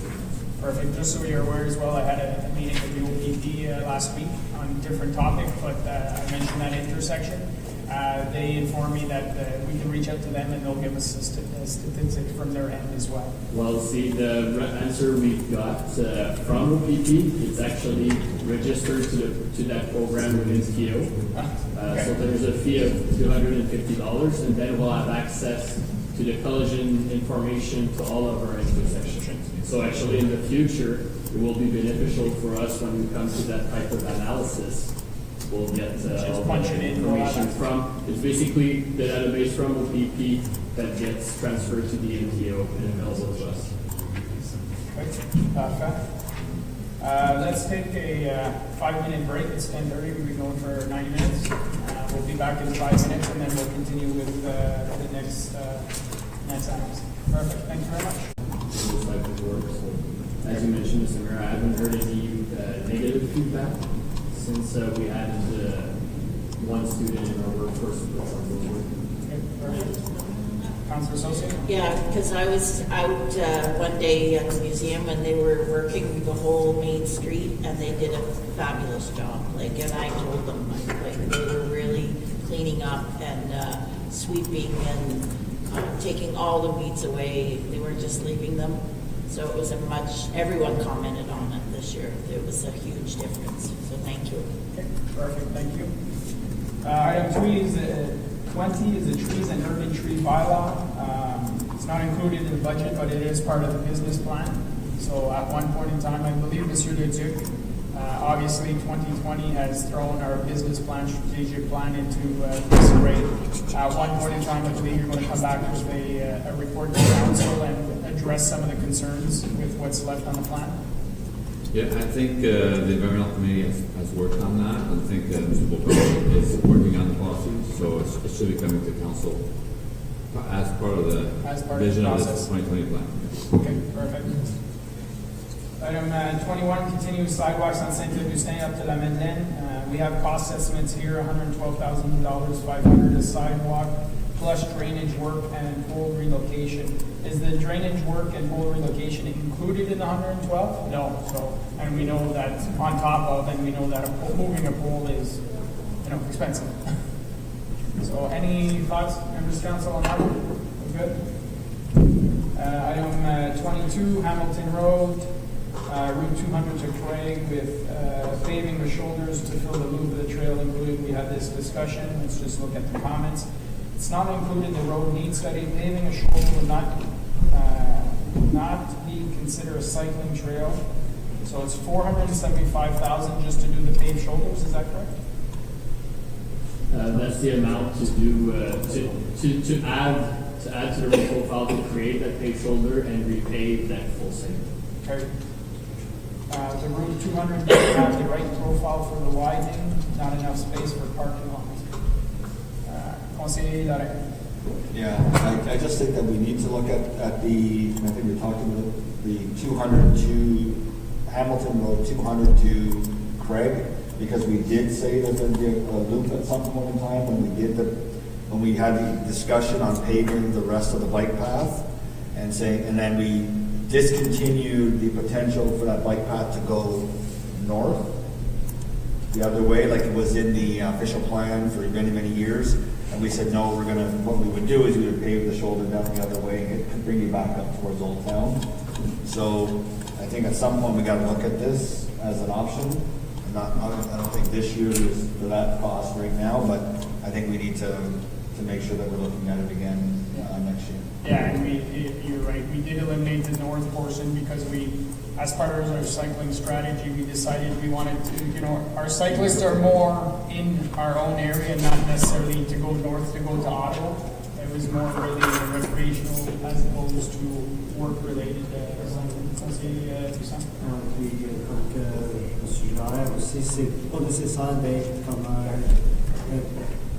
shoulder pave large comme le Fred Kenny, mais ça peut être comme un pied et demi. Il y a différents standards. J'ai des différents standards, mais moi personnellement, j'aimerais plus que ça soit fait pour finir en automne, puis remplacer le paving de la route 200 dessus, que ça soit fait. Ça, c'est mon opinion personnelle. Ça, c'est Could you remind me, Monsieur Bourgon, the paving on Route 200, what's the cost for that? Because we're doing it in The this. full cost that we put in the budget for next year, or? Well, yeah, there's 3 sections, I believe, and what the costs are. Yeah. So just to know, because you're suggesting that instead of doing those sections, that we do this potential section.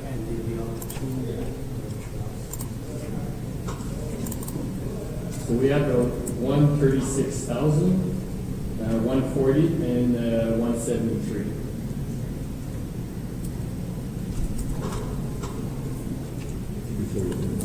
Sorry? It's not quite enough. No. But it gives us enough. So, but again, the Route 200 is part of the plan that we have, and Hamilton Road. This section is not part of the plan currently, correct? That's correct, but my decision at the end of the day always comes to council to make that decision to. Yeah, switch if we want to. Mr. Lindsay?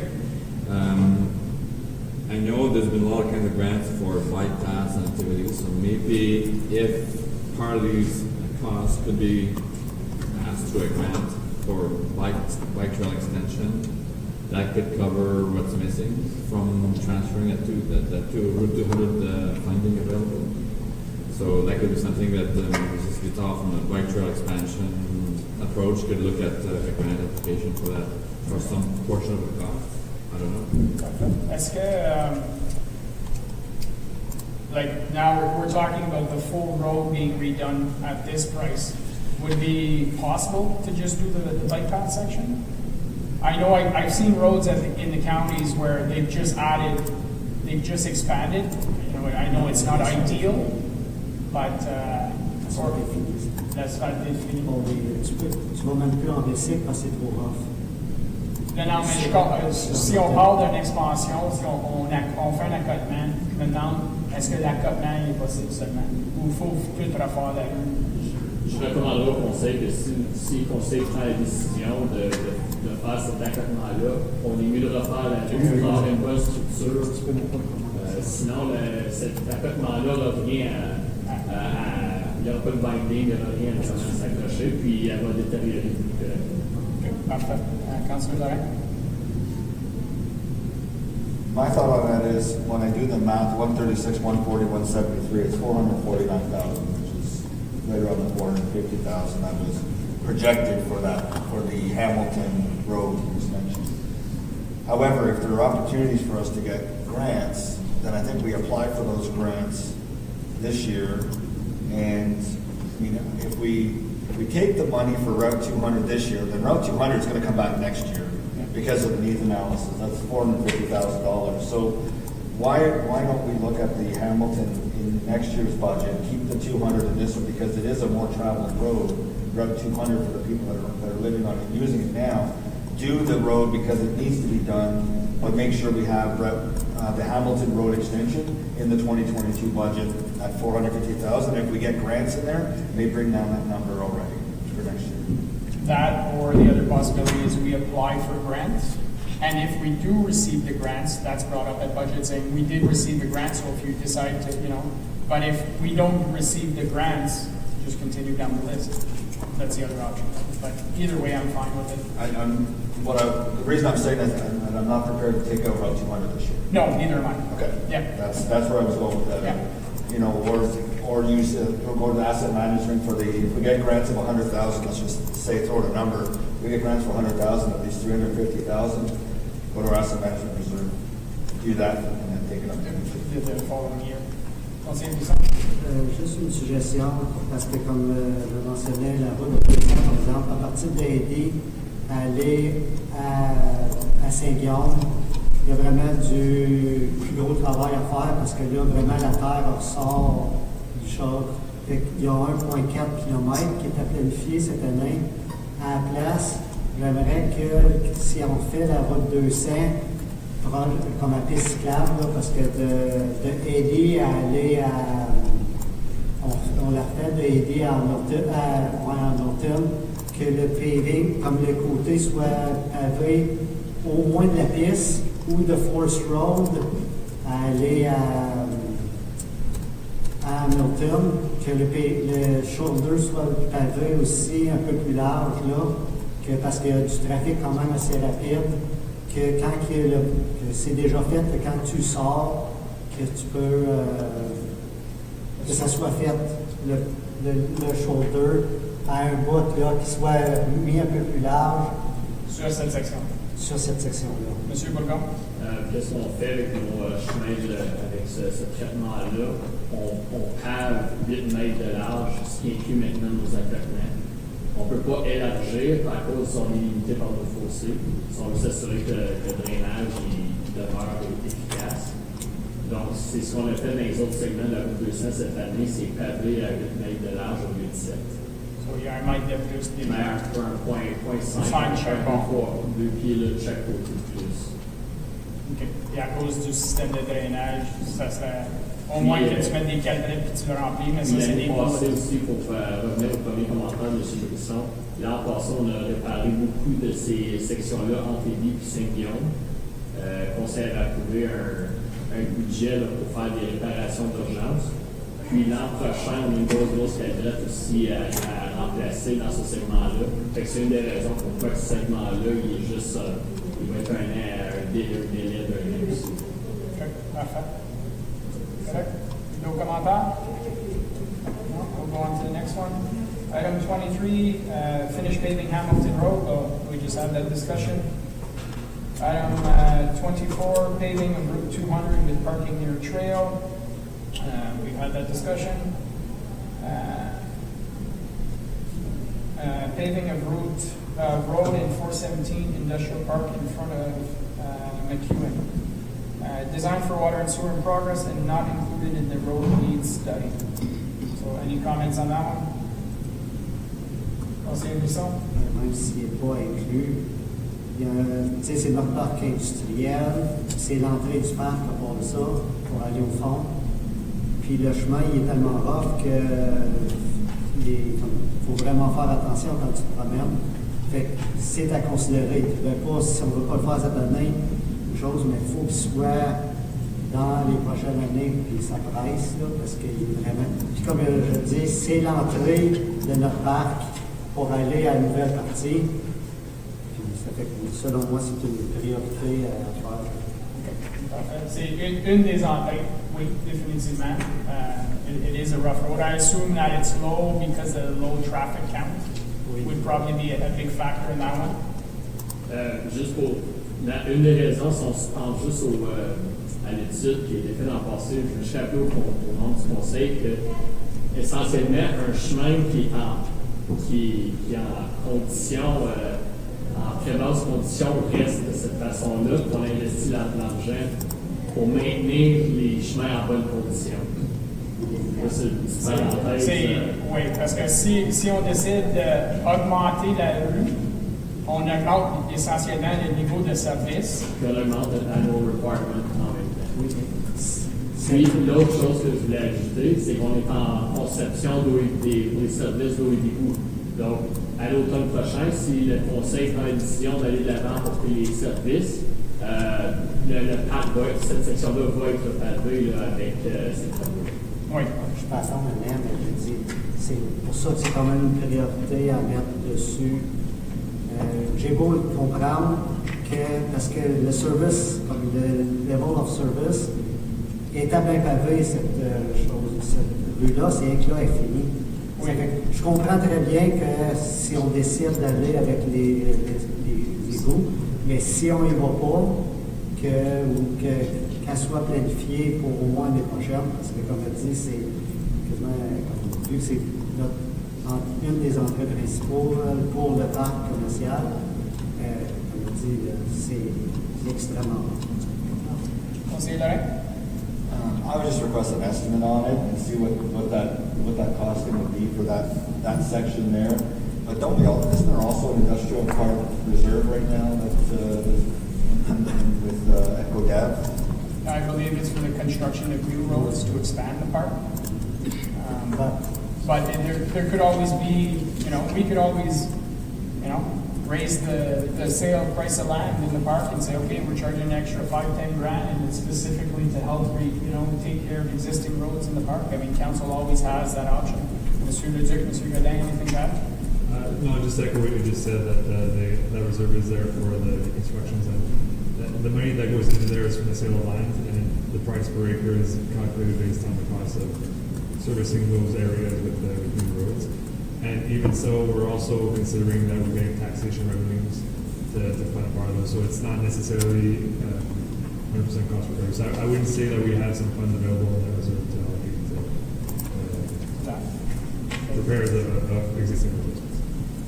Okay, but I agree, cost estimate would be nice to know, but again, as you mentioned, we want to make sure we've made the decision where we're going with the servicing of the show park beforehand.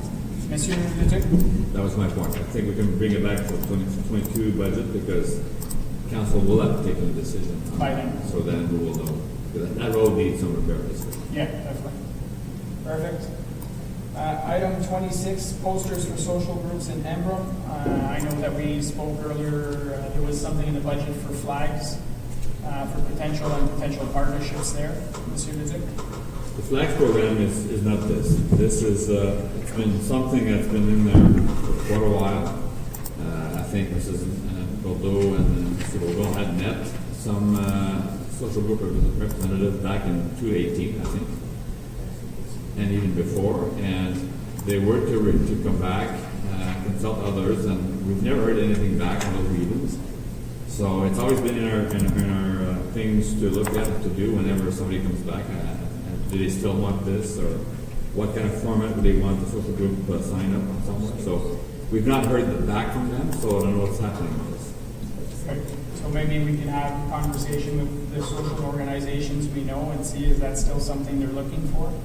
And if there is an appetite on their end, then they should be letting our administration know. Yeah, I was going to say, are you asking us to follow up? No, or maybe the council or whomever? I suggest we all know people in social groups, or if it was asked here, so somebody's been asking. So maybe have those people who are asking us about it reach out to the administration and say, look, where are we with this? We'd like to continue this. Conseiller Buisson and conseiller associé. Moi, personnellement, c'est moi qui l'emmène, parce que j'aurais tout bien que si l'administration aurait des options, amener pour commencer, c'est que, comme il a dit, ça a été amené pour commencer, mais là, le groupe qui avait été formé de l'association en brun n'existe plus. Il n'y a pas eu de suivi, le fait, ça n'a pas été complètement démantelé, ça fait 3 ans qu'il n'y a pas eu de réunion. C'est pour ça qu'il n'y a pas vraiment de leadership de personnes pour venir approcher. Mais je demanderais que, justement, si c'est de quoi qui revient souvent, est-ce que y a quoi que la municipalité va nous amener ou quoi que ce soit? Une suggestion personnelle, ça serait tout de même de considérer, puis je l'ai mentionné avec Russell aussi quand il faisait le design, avec la pancarte, les deux pancartes d'embrun, comme ils font pour Russell, avec quand ils font le schéma, si on peut avoir de quoi que tu incorpores avec, ça serait une des suggestions, mais que si la municipalité arriverait avec une ou deux options dessus, parce que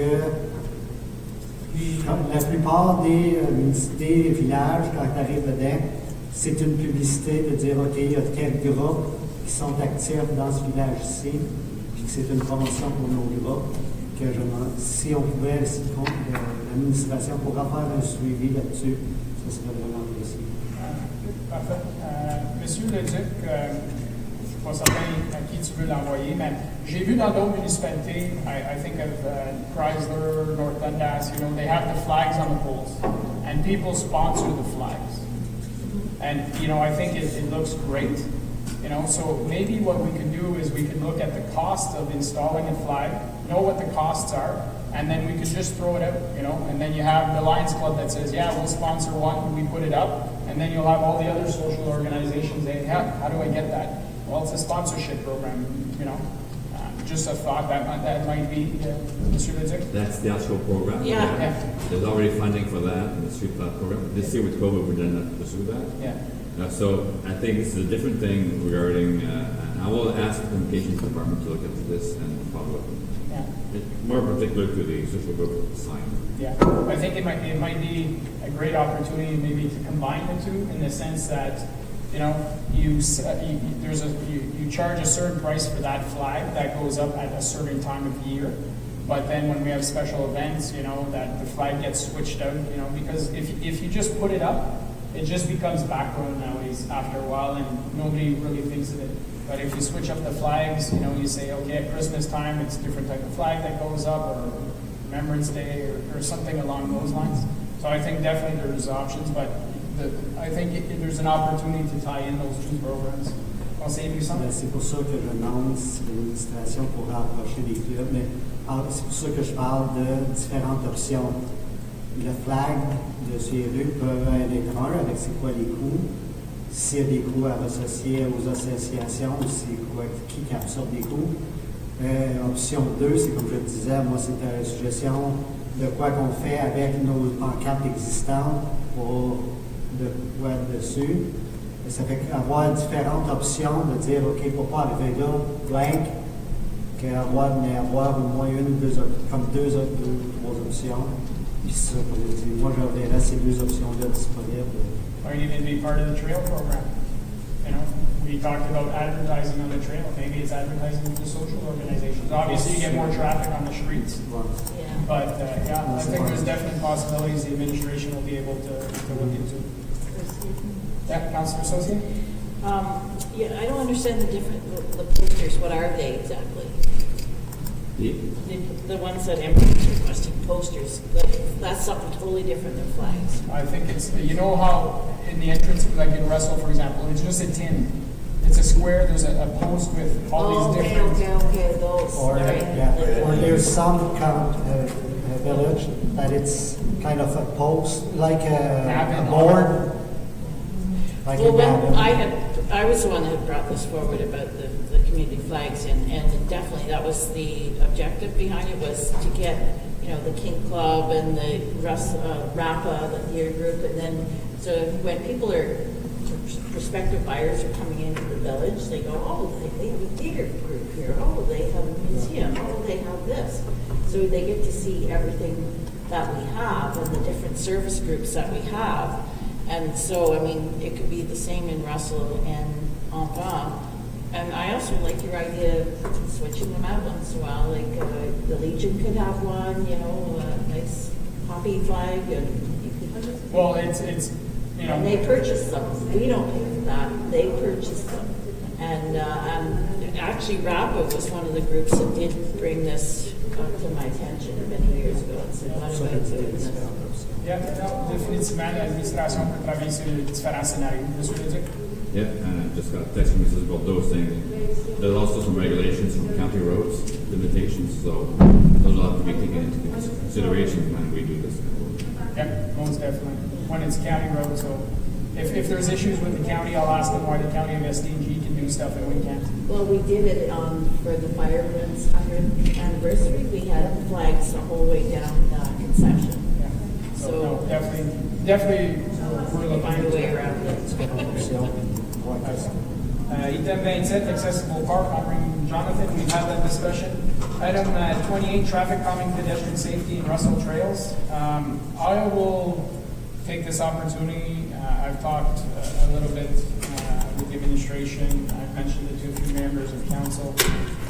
We've started I believe it's 2018, the law was changed in Ontario to allow municipalities to create what's called community safety zones.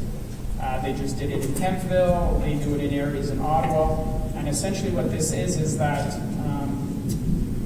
at the entrance of a given area, like a subdivision, there's a sign that says 40 kilometers an hour, community safety zones. And if I remember well, actually the speed fines are doubled in a community safety zone. So somebody who decides they want to speed in one of those zones actually is getting double the amount. I don't know if it's the points or the amount, but there is some consequences to that. I brought this up as part of the strategic plan, as part of the analysis for the traffic calming policy, the pedestrian safety on the strategic plan. But I think with the amount of people that are staying closer to home now and are walking in our subdivisions, I think I don't know about you guys, but that was one of the biggest things I heard during this last 6-month period was the amount of traffic and the safety aspect. So I've spoken with Monsieur Bourdon as to what would be the cost to turn all our subdivision areas into community safety zones. Because you have to put a sign at the entrance and a sign at the exit. So basically you're going into a community safety zone, you're coming out of a community safety zone. And Mr. Bourdon, I think it was around $20,000. Yeah, exactly. Based on the amount of signs required, it would be $2,500. $20,500. So I think that would be a great investment. I still want to see the strategic plan report come down the road, but I think this is a low-hanging fruit. I think this is a no-brainer.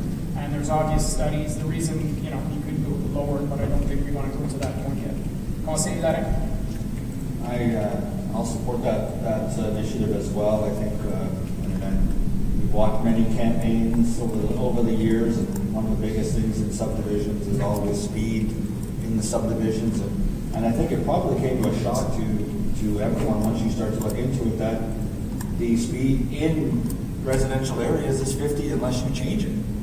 Well, I think it's time that we change it, and if we do it by community safety zone, then let's go full board on it.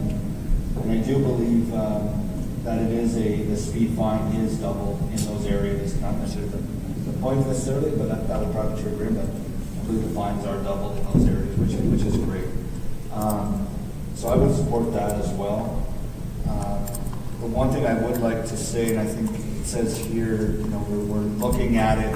I definitely think we need to do something on Central Park though, because it is such a long, winding road within the subdivision, and it goes from North Russell right over to Edie when you go through everything.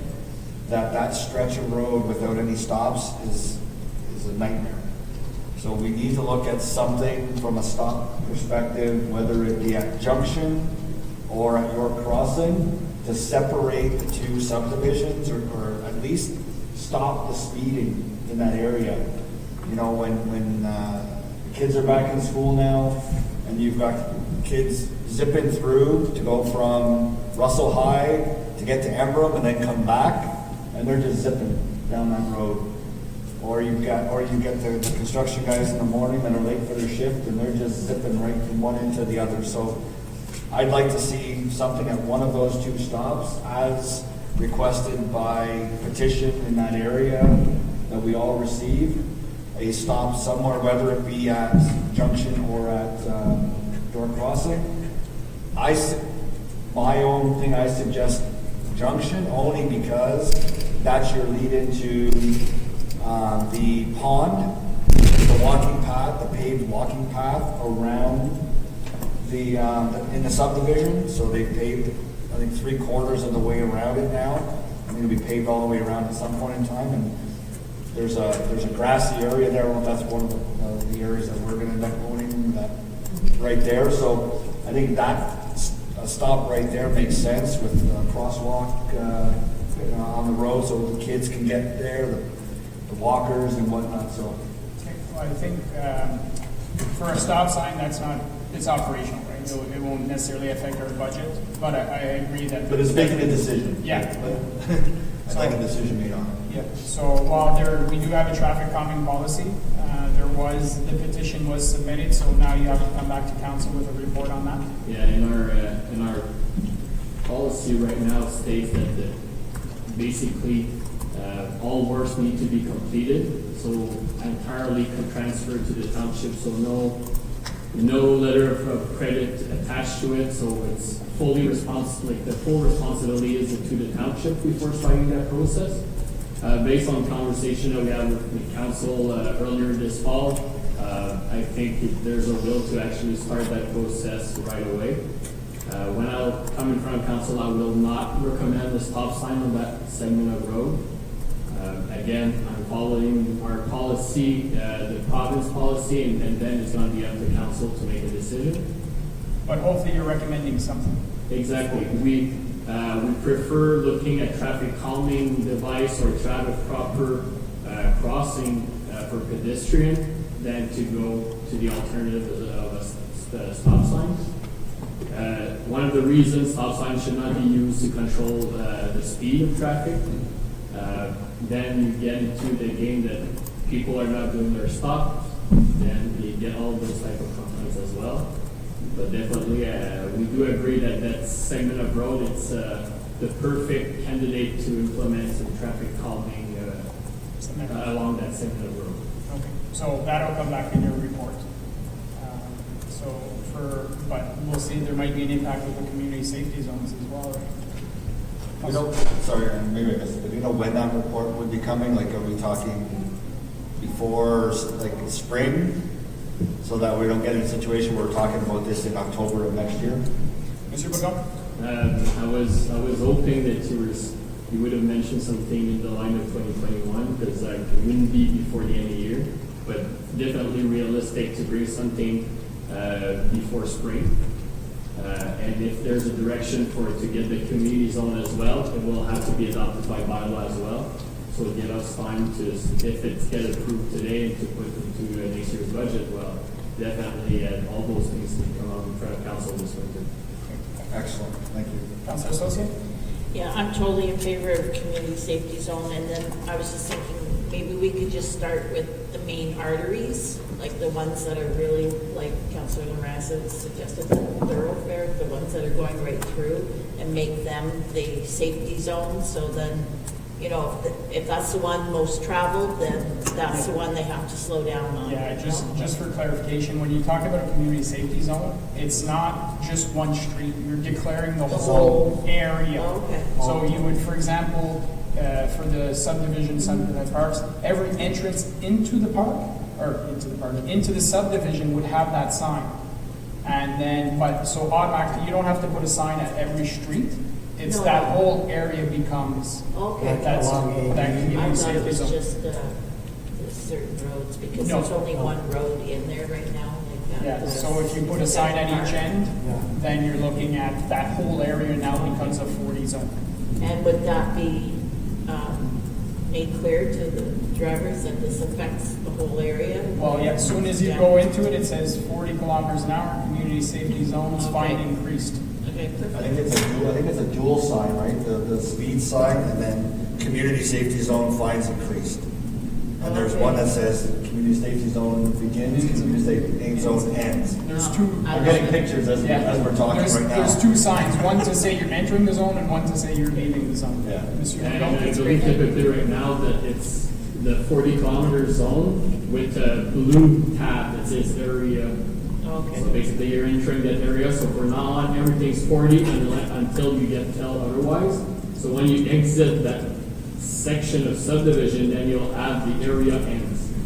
So we'll, if everybody's in agreement, we're putting those funds into the budget, and then a report will come back to council, because we'll have to pass it by bylaw that we're implementing these community safety zones. Those signs would be along, like, as they go out at 80 Road and on North. And there's, I think, how many locations?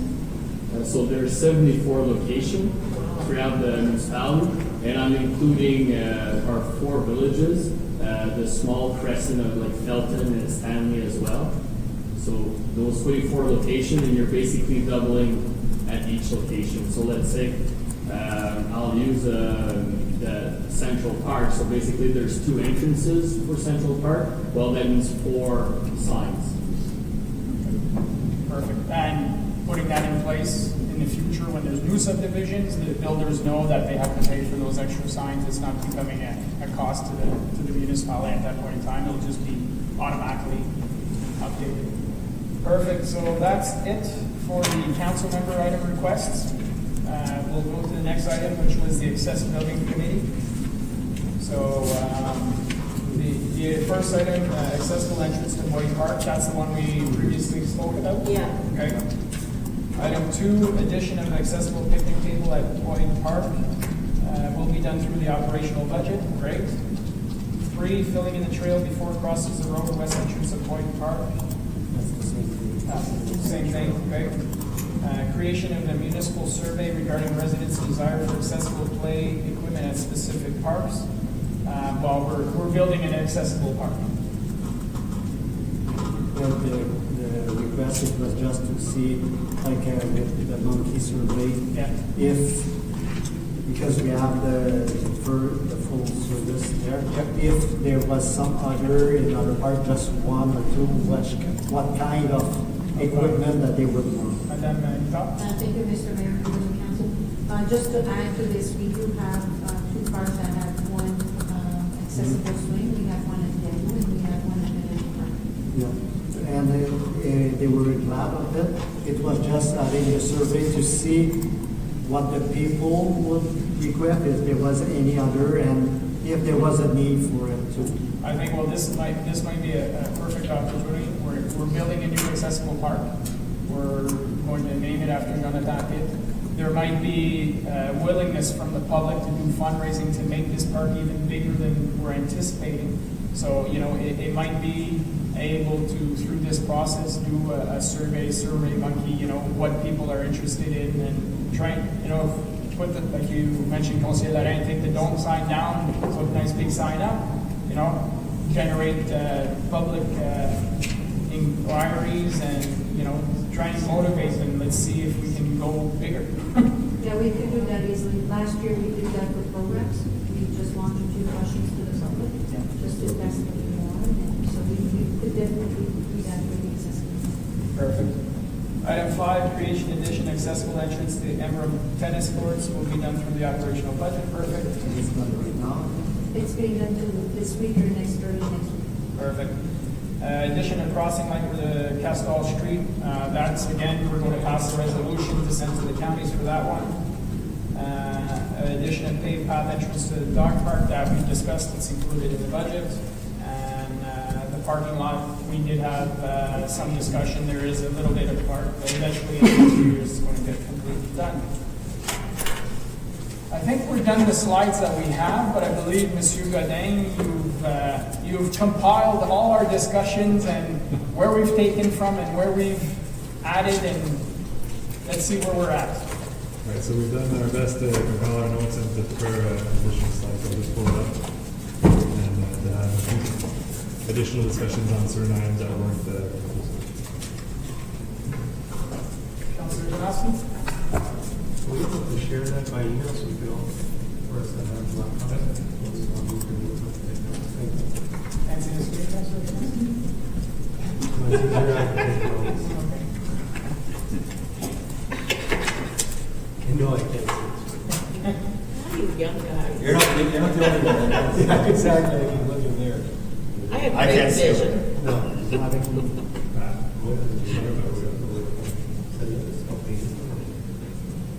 Not eating enough carrots.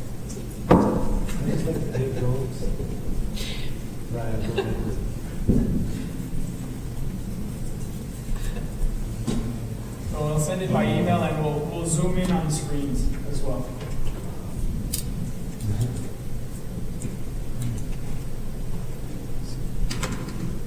Can wait a minute until you receive it. I can see it, you can see it. I can see it. I obviously can see it. All right, so we listed a few items that council touched on for potential adjustments. So basically, at the start of the day yesterday, we spoke about the convention fund. Like I had mentioned, so each department cut their convention training lines by about $60,000 total, and but we created a convention fund for $40,000. So that was a potential area where we could maybe reduce a bit.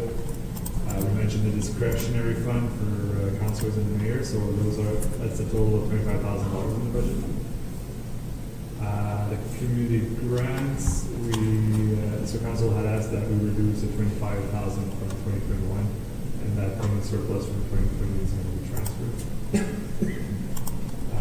Adding $5,000 from the efficiency funding in the fire department for the new program, which is going to reduce our tax levy. We touched base on, in our discussion from transit, so we need to come back to council with a report on different scenarios, but there was consideration that the funds that are budgeted could come from the COVID-19 grant. We did receive a grant of $400,000, which will certainly need maybe a portion in 2020, but there's going to be some left. And we also received $55,000 for transit specifically. So some of those funds could be allocated towards that if council wishes to go there. The current state of the 2021 budget is that we have $19,000 of taxation going towards that suspension.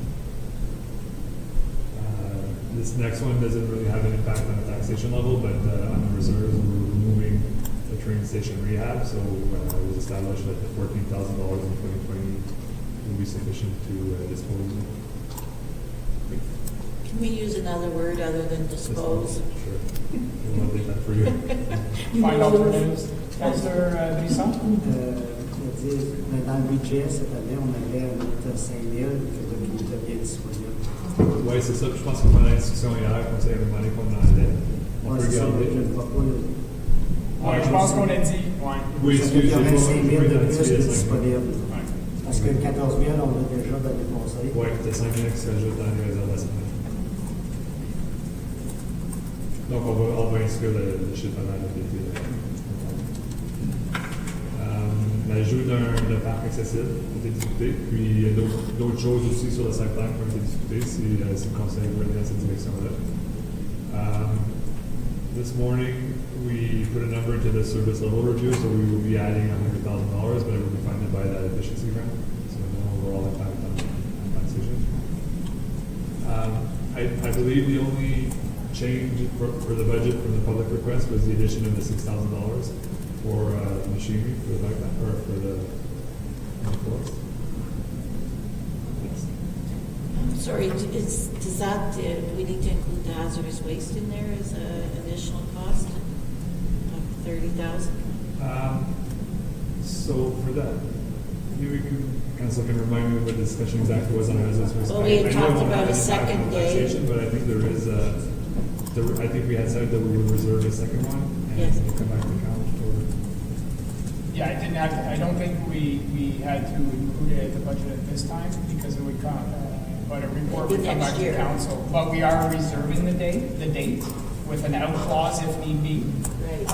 But If we were to add that second one, those costs, we could add those costs to the budget and have them reserve, or have them financed from the waste, the reserves of the waste. Because we also had said it would come out of the efficiency service fund, like, yeah, that's what I had recommended.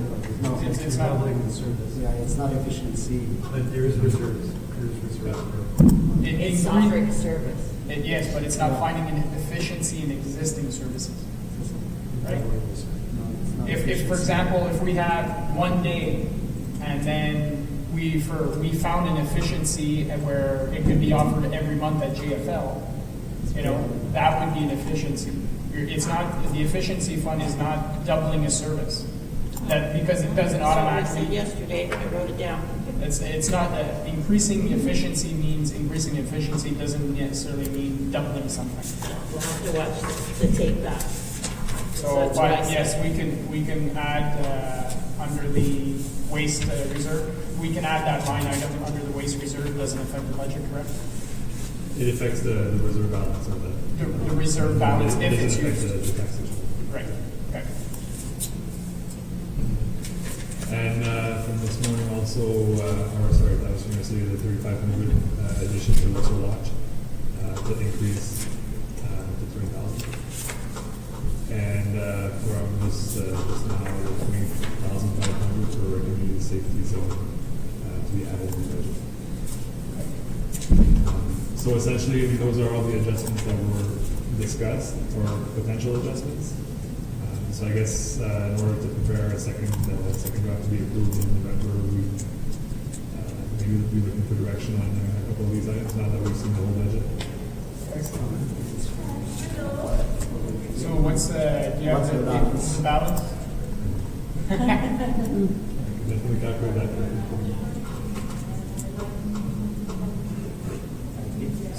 So here, I sort of hinted at this yesterday, and I'll mention it again, where I think that we should be going. There's potential savings here. I think that currently we're sitting at 1.5%, which represents, if I remember well, it was about $43 tax increase? 26. 26, oh, sorry, I'm ahead of myself. 26 and 1% was $17. So if we were to go up to 2.5% tax increase, that would represent a $43 increase in taxation. However, there is a $135 savings in water and sewer. So for those who are on the water and sewer budget, that represents a net savings of roughly about $80 a year. That being said, the only reason I would want to go up to 2.5 is I want to make sure that we're increasing the infrastructure fund by 1% like we did last year, and increasing the sports rec complex recreational fund by 1% like we did last year. And I think with the amount of savings we have, I think that's possible.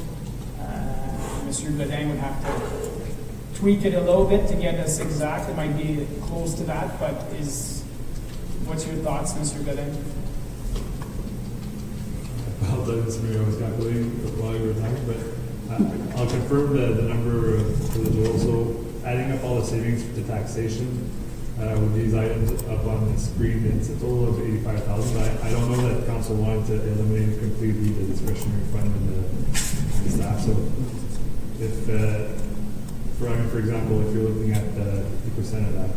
So if we, so 85, but that's not talking about the convention training or the counselors? That's including wiping that out completely. So if I remove those two, But you have, I think here we got to take a step back. The $90,000 from potential transit costs. If we're sending that all to COVID, that's 90,000 plus this 85. It's been 149. just give me a second. Yeah, want to say do something? Yeah, because like for the discretionary fund, I would have no problem to cut it a bit this year because there's no convention or anything. I wouldn't cut it completely because we might have some other in the year expense. Maybe cutting it in half, I would suggest, that we could use this year. But as we were saying for some other, making sure with a note that for the next year, that if it's bring back to normal, because if we want to go to convention, with the budget right now, we're not even able to do two. Well, that'll be part of the discussion. Yeah, I know. But Yeah. I think realistically, and even then in the future, a lot of conventions might stay virtual, but we don't know where that's going. So, Monsieur Godin, sorry, if you can just clarify where we're at. Okay, so with the reduction of 25,000 for the community grants, reduction of 5,000 by the use of the service efficiency, a reduction of 9,000 for transit, then we're adding 6,000 for the forest trails, 3,500 for Russell Watch, and 20,500. We're looking at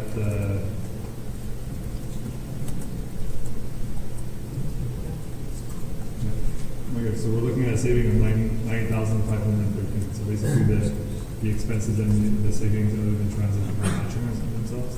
And we haven't touched the conventions and discretionary funds. Okay, and remind me, 1% is 135? 132.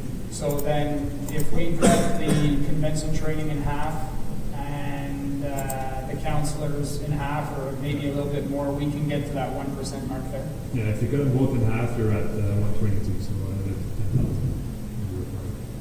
You get there. 122.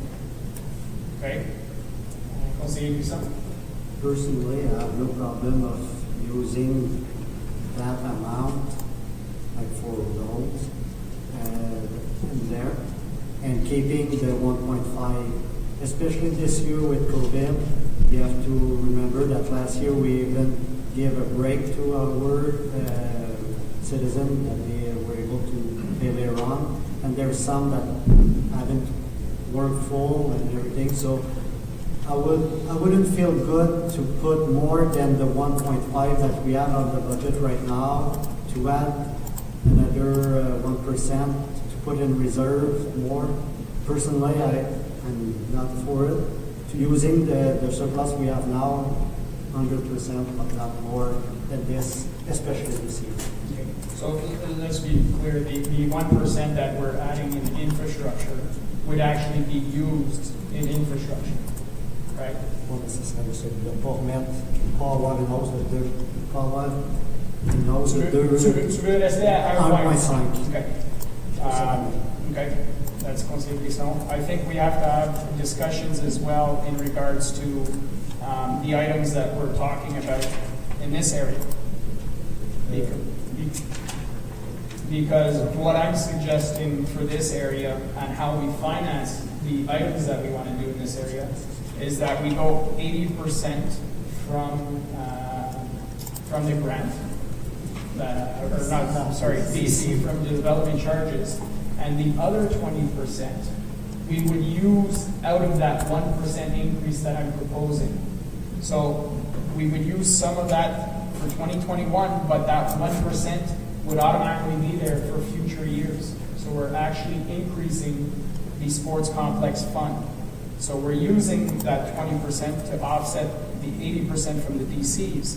So in including the 1% extra that I'm suggesting for 2.5, will allow us to do a lot of the work in this area. Now, what exactly we want to do, we still have to speak about, because I know Councilor Garay wanted to look at doing possibly the tennis courts and the basketball courts right away, and that would come out of DCs. It's just how much of the 20% is going to increase those funds. How much are we going to use, actually? Conseiller Garay? Yeah, I mean, my thought on that, like I said yesterday, was if you're gonna go that route to build the park in that area, you may as well add the other outdoor activities right there, since that's what we're looking at from a design perspective. And now whether you move it from one side to the other, up or down on the plan, that's fine. But to me, if you're gonna build one little thing, well, there may need to be other things there for people to do while kids are playing on the structure, or people are going to play tennis or pickleball or whatever the case will be, the basketball. So to me, it makes sense that you're doing it all at once, and if you have the ability to do it from an incremental perspective and you're using development charges, to me that makes a heck of a lot of sense. We from the budget process, we probably lowered by about 1% based on what we have. So if we were to redirect that 1% into roads and do another $130,000 worth of roads work, that would be, I think that would be fantastic. And if we're thinking of going up, whether it be 0.5% or 1% into the rec complex budget and allow ourselves to use funds from there to offset any additional funding requirements for the accessible park, anything else we want to do in that area for this year, then I think that's a great idea. So I'm on board. Monsieur Leduc? And going back to the Atlantic Accessible Park, I think we also have to consider that we'll be certainly seeking community funding. I think we'll be offered community funding also. So again, that might alleviate the 20% that's not part of the DC study. So I think that in the designing of that expansion, to address the Councilor Lorraine's points, the focus should be play area and then plan for those. And depending on the funding that we get from either grants and also top of community funding, maybe we can get all that done at the same time. But certainly plan for it all and see how much we can raise, how much we can get from grants, and then bring back a report to council and say we've got this kind of money. But if you say we'll limit ourselves to the 130 or 135 from the 1% extra for the rec complex, just to give us an idea as to where we can go with the money. And just to follow up on that is, we know that once we do go to the project of the rec complex, based on the funding models that we've seen already, there will be a shortfall of money at that stage. I think when we've seen the report, there was like a 12% jump right at that one point in time. Well, this helps us smooth out that number, the 1% last year. We do the 1% this year. That helps us down the road with A, an accumulated fund, but B, an annual repayment amount at that point in time that's had already been built in, where we don't have to incrementally add that amount. And I think if by doing it at 1% over the next few years, I think we're really smoothing out that number to the point where that number could end up being like maybe a 2 or a 3 at the end of the day when we get to it, not a 10 to 12. So I think it's smart planning for us to be able to do that now. And again, in a year that we're reducing in other areas to offset, I think this is the right time to do it. Yeah, because realistically, for the majority of our residents, they're going to see an actual net decrease into between the water and sewer and taxation. They'll see a net decrease moving forward. So that's what I'm throwing out there. So essentially, the increase is 0.5 plus 1% infrastructure and 1% the sports rec complex funds, like we did last year. Last year we were at 4%, including the 2. Now we would be at 2.5, including the 2 extra. Conseiller Hilaire? Now that being said, if we do decide on the 1% for roads, do we need to have Mr. Bowman come back to us and let us know what road or what portion of road he's going to suggest that we do for that 132,000? Well, last year I think what we did is we just set the next one on the list. That made sense, but Monsieur Bourgon? Exactly. So last year council did approve that extra percent to be assigned directly for a road network. We came back, Mr. Sheen came back with a report, and the conclusion was next road on the list. So we can definitely bring back a report as well this year to propose where that money would be used. Yeah, because the quicker we get that infrastructure deficit eliminated, the quicker our road networks gets brought back up to where we want it to be, and possibly in the future even increase the level of service for roads. Councilor Janoski. I'm generally okay with the process, but the idea, I would really like us to put out some sort of education process to our community, showing them how much more we're investing in our roads over the last couple of years, because that's a major impact.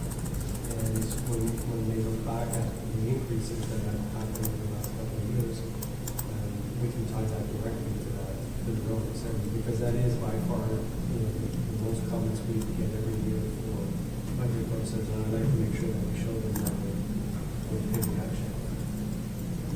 Councilor Hilaire? Yeah, and I think we asked for that that slide to be, or that presentation to be done going forward, where we're showing that infrastructure fund tax, whether it be the gas tax or the infrastructure fund specifically designed for roads, so that we can see exactly where we're investing that money. So I agree. I think that'll be significant to the taxpayer to see that. You know, it'll be eye-opening, I think, to a lot of people going, you know, where they think we're not spending any money on it, and yet we're spending millions. I think that the newsletter that we send out and the information sheet that we send out to residents is definitely a tool that we can make sure to highlight those every year, but we can really have an educational campaign, if you will. Mr. Liddell? Yeah, like mentioned, we'll commit to, in that final report for the budget to be approved, as an appendix, I would like to have that stats done, so you can have reference to it.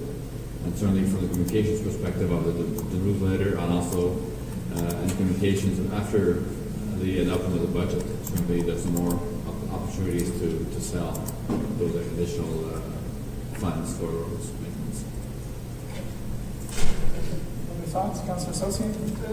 So we're talking a total tax increase of 2.5%? That's correct. That's what I'm suggesting, 2.5% overall. I mean, part of me sort of agrees with Councillor Brisson, just says, you know, the situation this year, and people are struggling. So, but, you know, again, I think I'm leaning towards it. We're investing, if we were spending increasing 2.5% and we were just increasing for the sake of increasing, I would tend to agree. But the fact that we're specifically targeting these two areas, and this is, like Councillor Larraín said, it's proper planning for the future. We know a rec complex is coming. You know, we know that what's in the DC is $22 million rec complex, but we know it's going to be significantly higher than that. And I wouldn't want to get to a point where the only way to get that moving forward is to increase 10% in 1 year. That's not where we want to be. Councillor Larraín? And the thing that we also want to keep in mind is that for the most part, I think at least the 2% that we're talking about of the 2.5 is capital. It's capital investment into the future. It's not operational. And I think we got to throw that out to staff and give a little pat on the back here. They've been able to absorb a lot of what we've been doing into the budget and not increase taxes for operational requirements.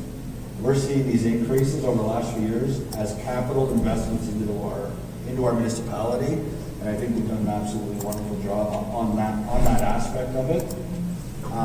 I can tell you, because I sat here as a member of council, and I want to say it was in 2008, if I'm not mistaken, we went up 7.9%, and that 7.9% was 100% operational. There was not a single increase for capital projects that year. And we didn't have the infrastructure fund yet at that point in time. So complete shift around in what was going on. So to invest $42 a household into capital, pretty much, I think is a great investment. Yeah. 43, right? $43. Yeah, $43, and again, those on water and sewer are seeing a significant reduction. So at the end of, you know, for the average household in the municipality, they're actually going to have a net reduction in how much they're giving to the township. Can I just make a Yeah, comment? Councillor Associate? Yeah, I just went back in my notes, and I did say level of service for hazardous waste, page 19, and it was in 2009, we received a grant of $6,024.72, and that it was to help small municipalities improve service and efficiency. So that was the thing I quoted yesterday and said, could the hazardous waste day fall under that?